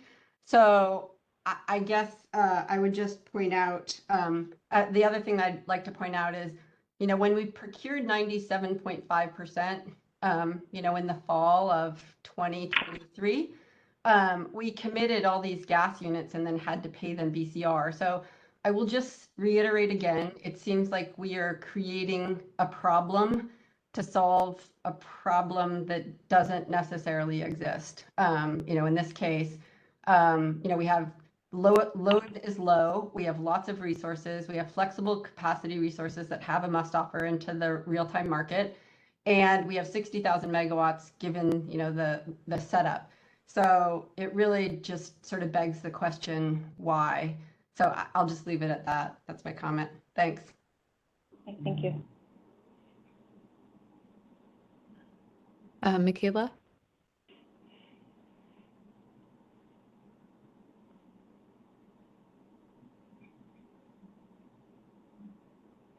We unmute Michaela's line. There we go. Hear me? Yeah, we can hear you. Thanks. Michaela Flag, Customized Energy Solutions. I was wondering if you could provide the uncertainty coverage for all of the hours where we clear less than the requirement. I think it would be interesting to see like what level of uncertainty we're covering with the product when like the demand curve is essentially setting price. Sorry, can you clarify that? What do you? So, because we're setting the requirement based on, I think it's like 97.5 percentile of uncertainty between day ahead and real time rate. And so when we don't clear the full requirement, then we're not covering to that percentage. And so what percentage are we covering is like the next question. Okay. We'll take that back.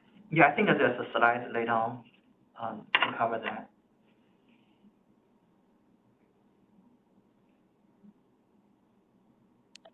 Okay. Thanks, Michaela. All right, I don't see any other hands. Okay, great. You can go into the envelope multiplier constraint round 2 results. So next slide, please.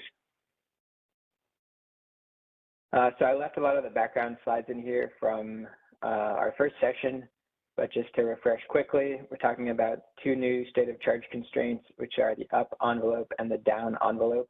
The up envelope tracks impact regulation up and IRU, and the down envelope tracks regulation down and IRD. And the envelope multiplier parameter that we're looking at here is the amount of state of charge that we're going to reserve from the batteries when they are awarded IR. So next slide, please. So this is the equation in the up direction, or for the up envelope. It was corrected since our last call. And next slide, please. This is the down envelope equation. Next slide. This was a slide we got a lot of comments on in the first round, and so we expanded this kind of simple toy example here to be 24 hours, and we crammed it all onto this one slide.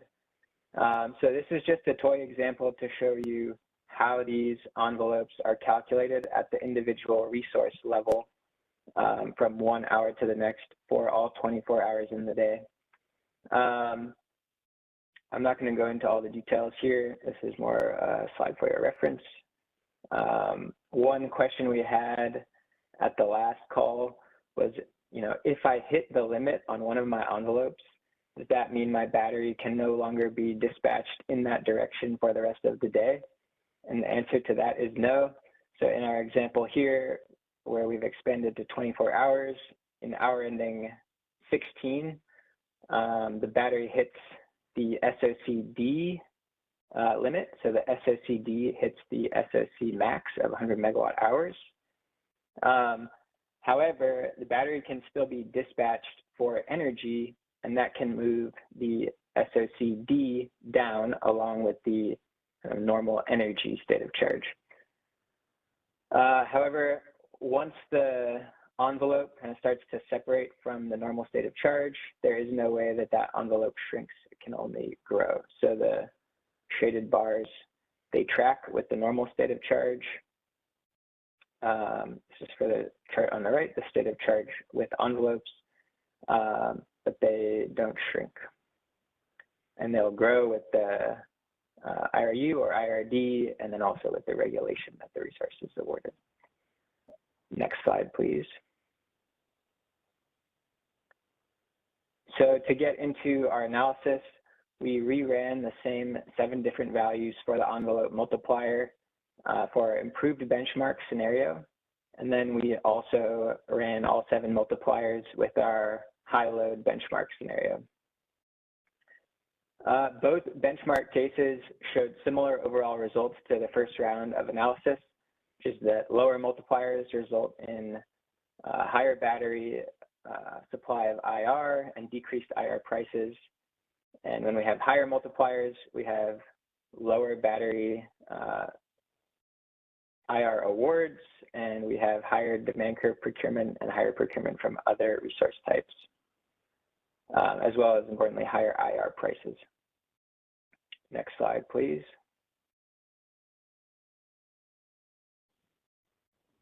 So my next 6 slides just show the comparison between the 7 cases for the improved benchmark and then also for our high load benchmark.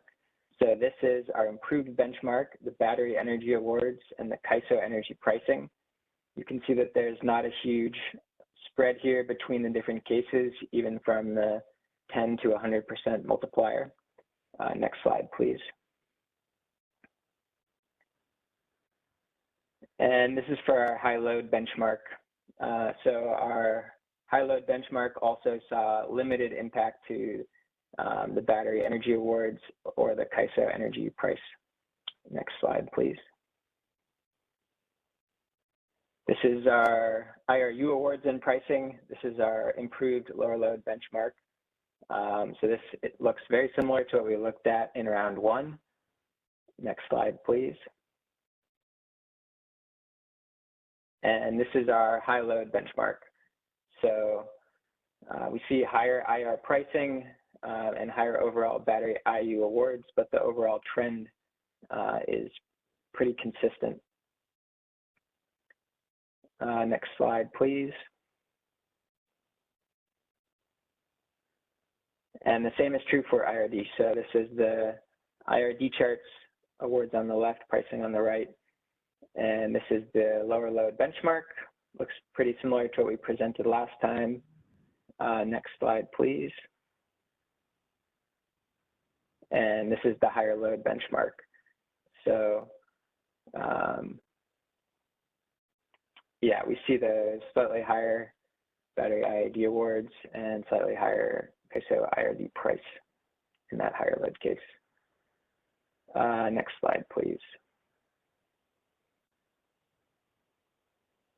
So these 2 slides, this one and the next one, show the demand curve procurement. So this is something that was requested after round 1, is to look at what is the demand curve procurement in each of the envelope multiplier cases.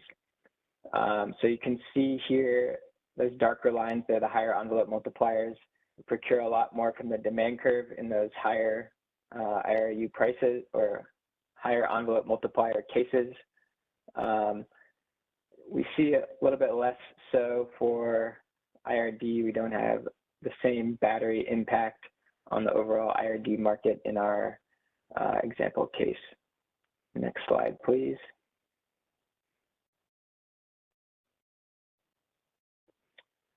This shows the same data for the high load benchmark. So again, we're looking at total demand curve procurement in each of the envelope multiplier cases. And so you can see it, we have a little bit more overall IRU and IRD demand curve procurement in these high load benchmark cases, but the overall trend is similar. Next slide, I think that's all I have. So if there's any questions on the attenuation factor or the envelope multiplier constraint analysis, we can take them now. Thanks, Scott.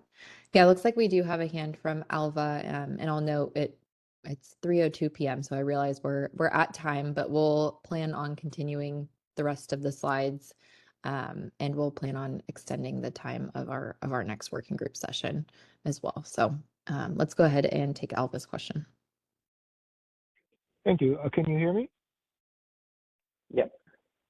Great. And thank you, Isabella, for extending the time. Just on this set of results you presented, what's the distribution of IR bids up and down on the batteries?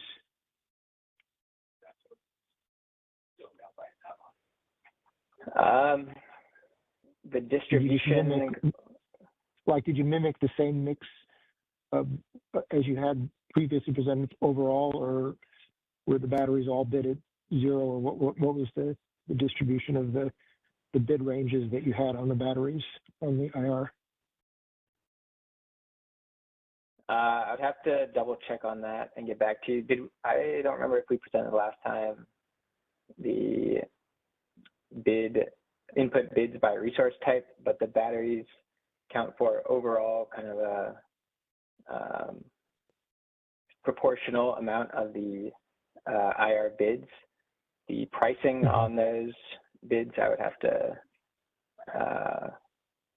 think they're reflective of what we saw on the overall input bid spread chart. Okay, I mean, it would make a difference in terms of that result where you show the energy schedules not being affected at all, right? So I was just curious as to whether that's actually meaningful to say that the energy schedules didn't change at all. So, are you talking about the battery energy bids or the battery IR bids? Well, you showed that the energy results were the same, or effectively the same in all cases. So I'm assuming the bids didn't change. It's just, but the way in which they were co-optimized with the imbalanced reserves might be quite different depending on the bids that were submitted for or that you used to represent those in the simulation. Yeah, that's a very good point. The bids for both battery or the energy and imbalanced reserve would both have a big impact there. Yeah, just something to look at. Yeah, go ahead. Yeah, it's just you don't have to answer it. I don't expect you to just like answer it. I just was something that I thought would be relevant to how meaningful those graphics were. The other thing I was curious about is just looking at that the demand curve, basically the demand curve was clearing below the level of some of the bids. Is that basically the way to interpret this? Is that you in a way you by having the demand curve start below the bid cap and having a bunch of bids that are at the bid cap, you're basically going to that is going to the result of that is going to be that the demand curve will essentially clear the market rather than the bids. Is that a correct way to sort of read those graphs? Yeah, I think you might be jumping ahead to our next section. Because in this section, we don't have any bids necessarily outside of the caps. We have the same set of bids that were presented earlier. But yeah, in our future. Yeah, but I mean, I'm saying even bids at the cap would not be cleared because the demand curve would clear first. That would, if there's no bids outside of the cap, then the $55 bids are here, but you're not clearing them because the demand curve is clearing below 55. Is that a correct way to see that? Because you have enough resources in the system. You pass the RSC, so there's enough IR to satisfy the requirement, but the optimization is using the demand curve rather than clearing IR, right? So I'm just wanted to check that that's what's happening. I see. Yes. So if the demand curve is cheaper than the co-optimization of energy and IR for that resource or for the resource fleet as a whole, then the demand curve, that kind of section of the demand curve would clear if it was more economic. Does that make sense? And so yeah, and since you don't have any bids that are above 55, some portion of bids that are 55 are not being cleared here, and instead you're using the demand curve, which should be at below 55 to get to effectively not satisfy a portion of the IR requirement. In a way, is what you're doing. Yeah, I think that sounds about right. One thing I would point out is that the co-optimization of energy is a key point at the resource level as well. So even if the resource has a cheap IRU bid, if it's more economic for that resource to provide energy, it might make more sense for the resource to do that and let the IRU clear from the demand curve. So. Right. Yeah. That makes sense. I'm just thinking, but looking at the total available IR that you have, you're clearing below the last bid that's submitted because based on the optimization, it's cheaper to use the demand curve rather than clear all of the IR requirement based on what's bid.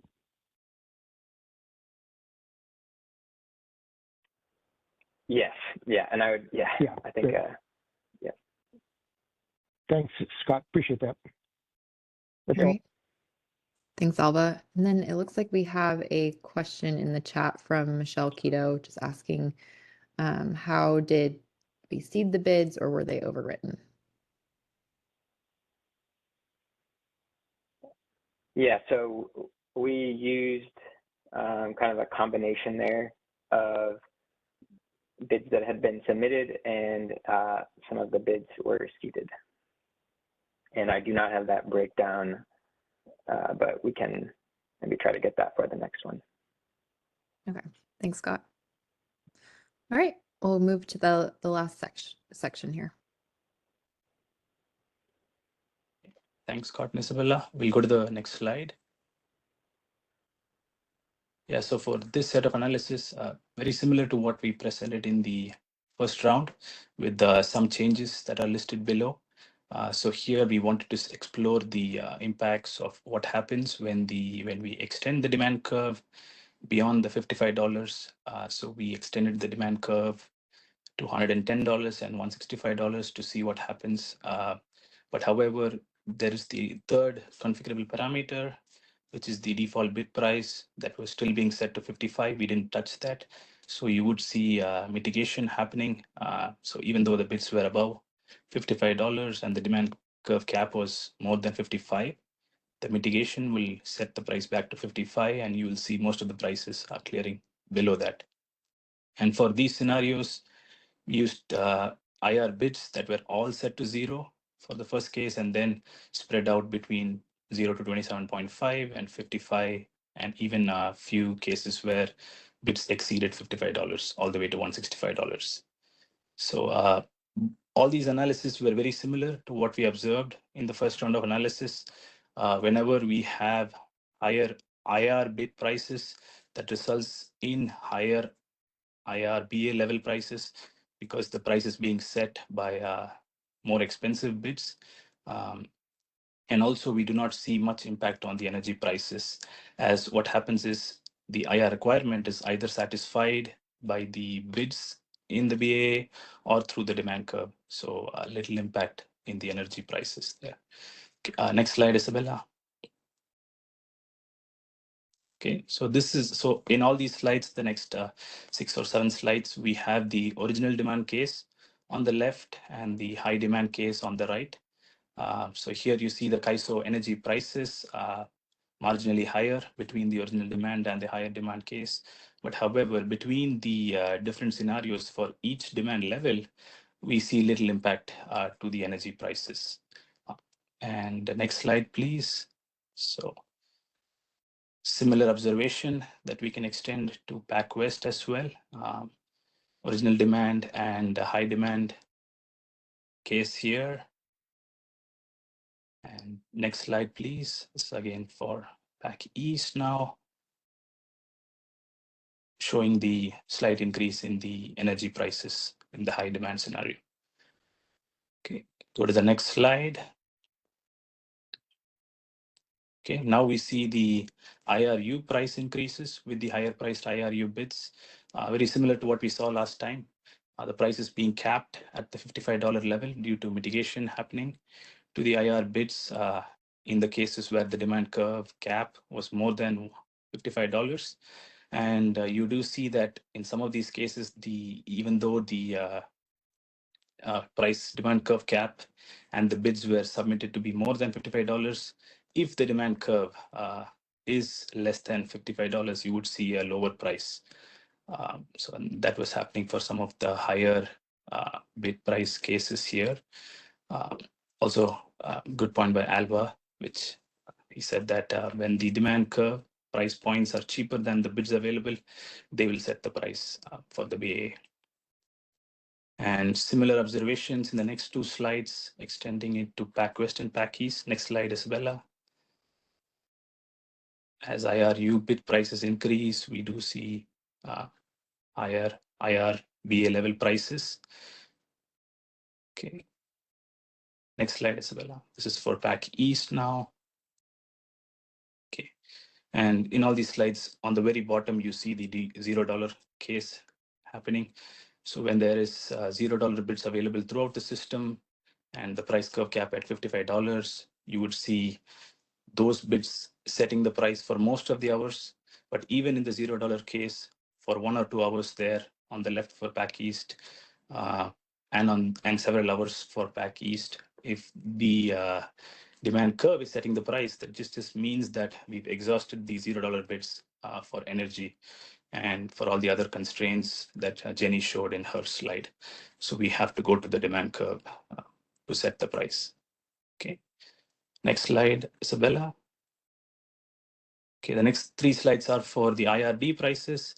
We did not see, although the IRD prices go up for a particular demand level, when you increase the IRD prices, it did not change between the two demand scenarios, between the original and the higher demand.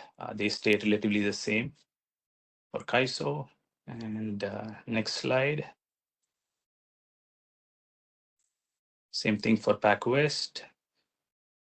IRD prices holding at a similar level between the original demand and the higher demand case. And my last slide for Pac East. Next slide, Isabella.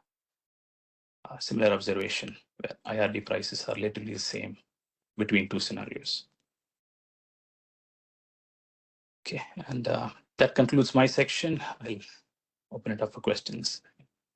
Thanks, Oswin. So looking at the hands, we have 2. So let's unmute Steve and then Alba.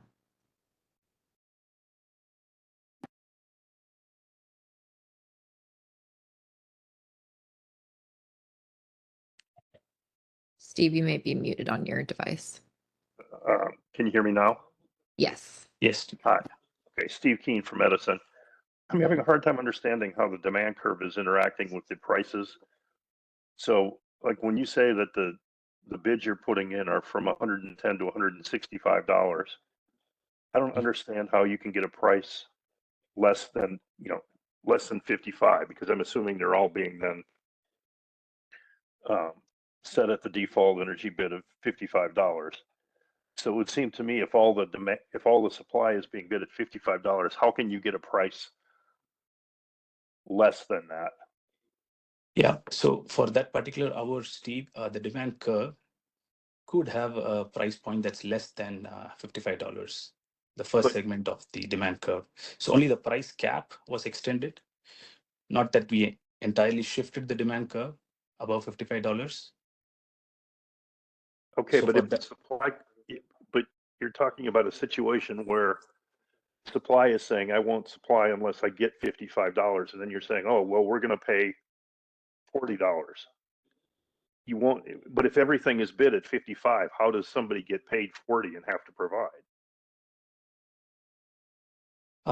Again, this goes back to that slide that Jenny presented where the first segment of the demand curve was, let's say, $15 or so. In that case, say you have 1,000 megawatt of requirement to satisfy, and mean, just hypothetically, the first segment of the demand curve says $1,000 of requirement in feasibility costs $20. So even though I do have bids above $20 would be the price, right, for the IRU in that case. Okay, because so all in the that bids case, are, yeah. In that case, would you either, are you actually buying no IR? You're setting that price, but you're not buying anything because there's none available. Yes, yes. Okay, all right, so that's what you're doing. All right. Thank you. Thanks, Steve. All right, let's go to Alva. Hello. Yeah, actually, before I was going to get the question I was going to ask you, on Steve's point, I think you could actually have a situation where IR would clear below the bid price, and then you would just, if you're running the market the way the market actually runs, the resource might or might not get bid cost recovery for getting awards below the bid price. So that might be one thing that would be worth looking at to make sure that's either that's happening or it's not happening. I mean, I guess part of what you're trying to present here is that the demand curve helps mitigate the prices. So it'd be good to know specifically how that's happening. And similarly, on the question of whether market power mitigation mitigates the prices overall, I think that would be very dependent on how you distributed those bids among resources, because the market power mitigation for IR is going to be local market power mitigation. So if you have higher bids at locations where there's no local market power, then you certainly could clear at a higher price. Whereas if you have all the IR bids at places which are, where there is local market power, you would tend not to see those bids. They'd be mitigated first before they were used in the market. So just those are things to maybe look at in examining these runs. Thank you. Thanks, Alba. Yeah, that is exactly what we want to explore for the next few rounds and see the effects of the default bid prices and how market mitigation plays a role here. Thank you. Thanks, Alva. And then I think the last question was in the chat from Michelle Keto, asking why IR bids at 0 seem to not have an impact.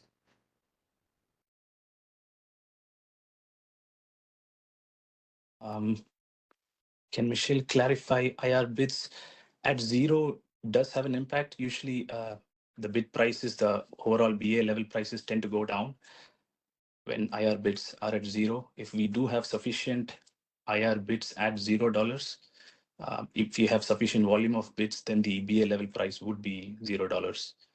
Only when we exhaust them due to other constraints, we might have to go to the demand curve. Okay, thanks. And she added clarification for CAISO and on slide 86. Could we go to that slide, Isabella? Maybe I'll try to. Slide 86.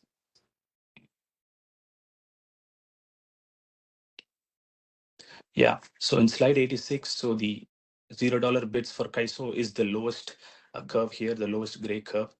So you see that even though all the bids are at $0, we are not able to access all of them. They are locked for energy or for other constraints. So we do have to go to the demand curve to procure. But if we do have sufficient volume of $0 bids that can be accessed completely for IR, then the overall price would be at $0. But in this particular case, we don't see that happening. Okay, thanks, Osman. All right. And then one more follow-up question from Michelle, asking if that's because of transmission constraints. Yes, we do have transmission constraints here for both IR and energy. However, that is also a configurable parameter that we will be analyzing in the next few rounds, where we will enforce contingencies, flow gates, and nomograms. Yeah. But yes, transmission constraints also do play a role in how IRU is procured. In this round, right? In this round, it's mainly due to co-optimization between energy and IR, also resource constraints. That's the main driver.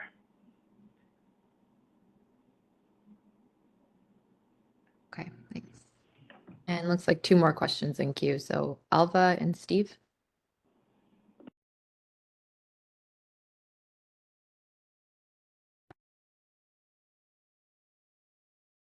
Can we unmute Alva? Hi. Yeah, this is that Michelle's question was a very good one, actually, especially just with what was just said. I don't know who was saying that, but was it Chishin was saying that? I couldn't tell who's getting that information. But if you remember that in the RSE, you got a result which said there's enough energy, there's enough their bids to satisfy the energy and the IR constraints. So it shouldn't be the result of resource level constraints. It should be the result of transmission. And I think this does actually, that was a very interesting statement that Oswin made, that even with all the IR bids being 0, you would still not satisfy the constraint and go to the demand curve. Almost seems to imply that there's a bit of an issue there with how the RSE is assessing resource availability. If it passes the day-ahead RSE test, and then you actually cannot access even all 0 IR bids. So that's a good thing to look at in future studies. And thank you for thanks to Michelle for bringing that point up. It's a very interesting one, and one that would be concerning if in general the RSE was not indicating accurately what was going to be available in the market. This is Jenny. I think we need to remember that the RSE is not the optimization. It doesn't commit resources and set their energy schedules. So Understood. Yeah, understood. Yeah. But I mean, it is meant to be a good indication that you can get a feasible solution, right? I mean, it's not meant to be the solution that you get in the market, but you're supposed to, basically the idea is you have a feasible solution and now you can get a more efficient feasible solution in the market. But if it's telling you you can get a feasible solution and you can't get a feasible solution, then that's kind of an imperfect RSE, because it's not really telling you whether you have sufficient resources. I don't know that this is a general result. I just think it's interesting for this case that even with all the bids being 0, you couldn't access them all. And that's kind of an unexpected result, I think.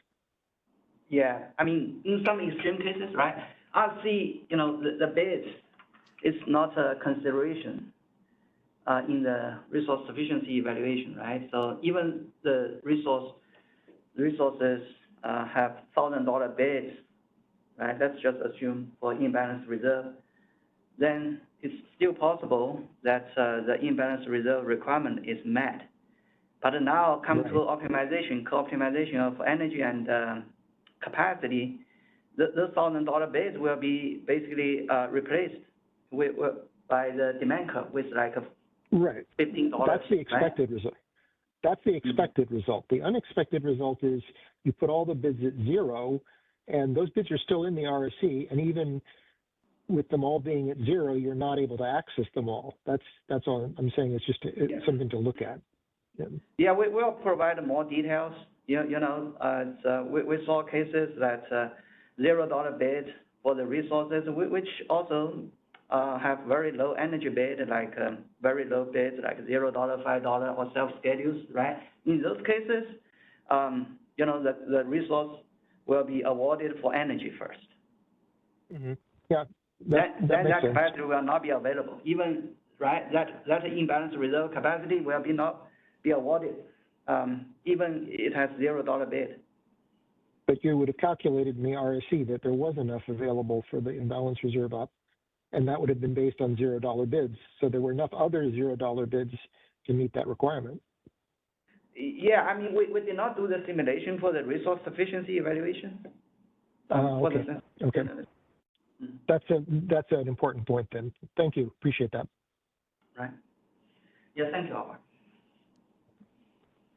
All right, let's unmute Steve.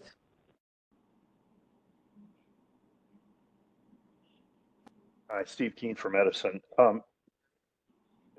Thinking about this, one thing that I don't see here is, and that I'd like to see in some of the future runs, is what's happening to the AS prices. because at least for the CAISO entities, it's not just energy that's being co-optimized with the imbalance reserves, it's also the ancillary services. And if, you know, we're getting into situations like this gets back to what Alva was saying, if we're in a situation where even with a zero bid for IR, you're not able to meet your IR demand, I'd like to know what's happening in ancillary services. Are we still meeting the ancillary service demands? Sure. And what are the prices? What are the prices there? Because if this is driving up the prices, or you know, spin and non-spin and regulation, that, you know, despite the, you know, there are high prices being shown here for IRU and IRD. But if we're also driving up the prices substantially for ancillary services, that would be something important to know too. Yeah, thank you for the comment, Steve. We'll provide more information in the next round. Thank you.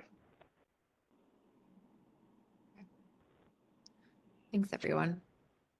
All right, let's go to next steps. All right, so as far as upcoming working group meetings, our next one is scheduled on December 18th.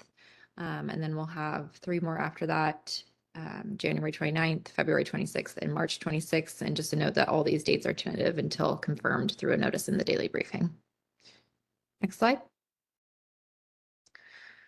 Okay, so we'll get a comment template up on the initiative webpage, and then comments will be due just by end of day December 8th through the comment tool on that webpage. And if you have any questions, you can reach out to Stakeholder Affairs at isostakeholderaffairs@CAISO.com. And I just want to thank everyone who stayed long with us today. Apologies for running over, and we'll be sure to extend the time of our next working group session. So with that, I will turn things over to Christina. Thanks, Isabella. I just have a couple quick announcements to share before we close the call. Here's some meetings and comment deadlines occurring this week at the ISO, as well as comment submission deadlines. Here are some details on market simulation meetings. And lastly, for insights into the ISO grid and market operations, please be on the lookout for our Energy Matters blog, or you can always subscribe. Here you can see our latest blog posts. So with that, we'd like to thank you so much for joining today's meeting. As a reminder, this meeting was recorded for informational and convenience purposes only. All meeting materials are posted on the initiative webpage, and the video recording will be posted there soon as well. Thank you very much, and we hope you have a wonderful rest of your day.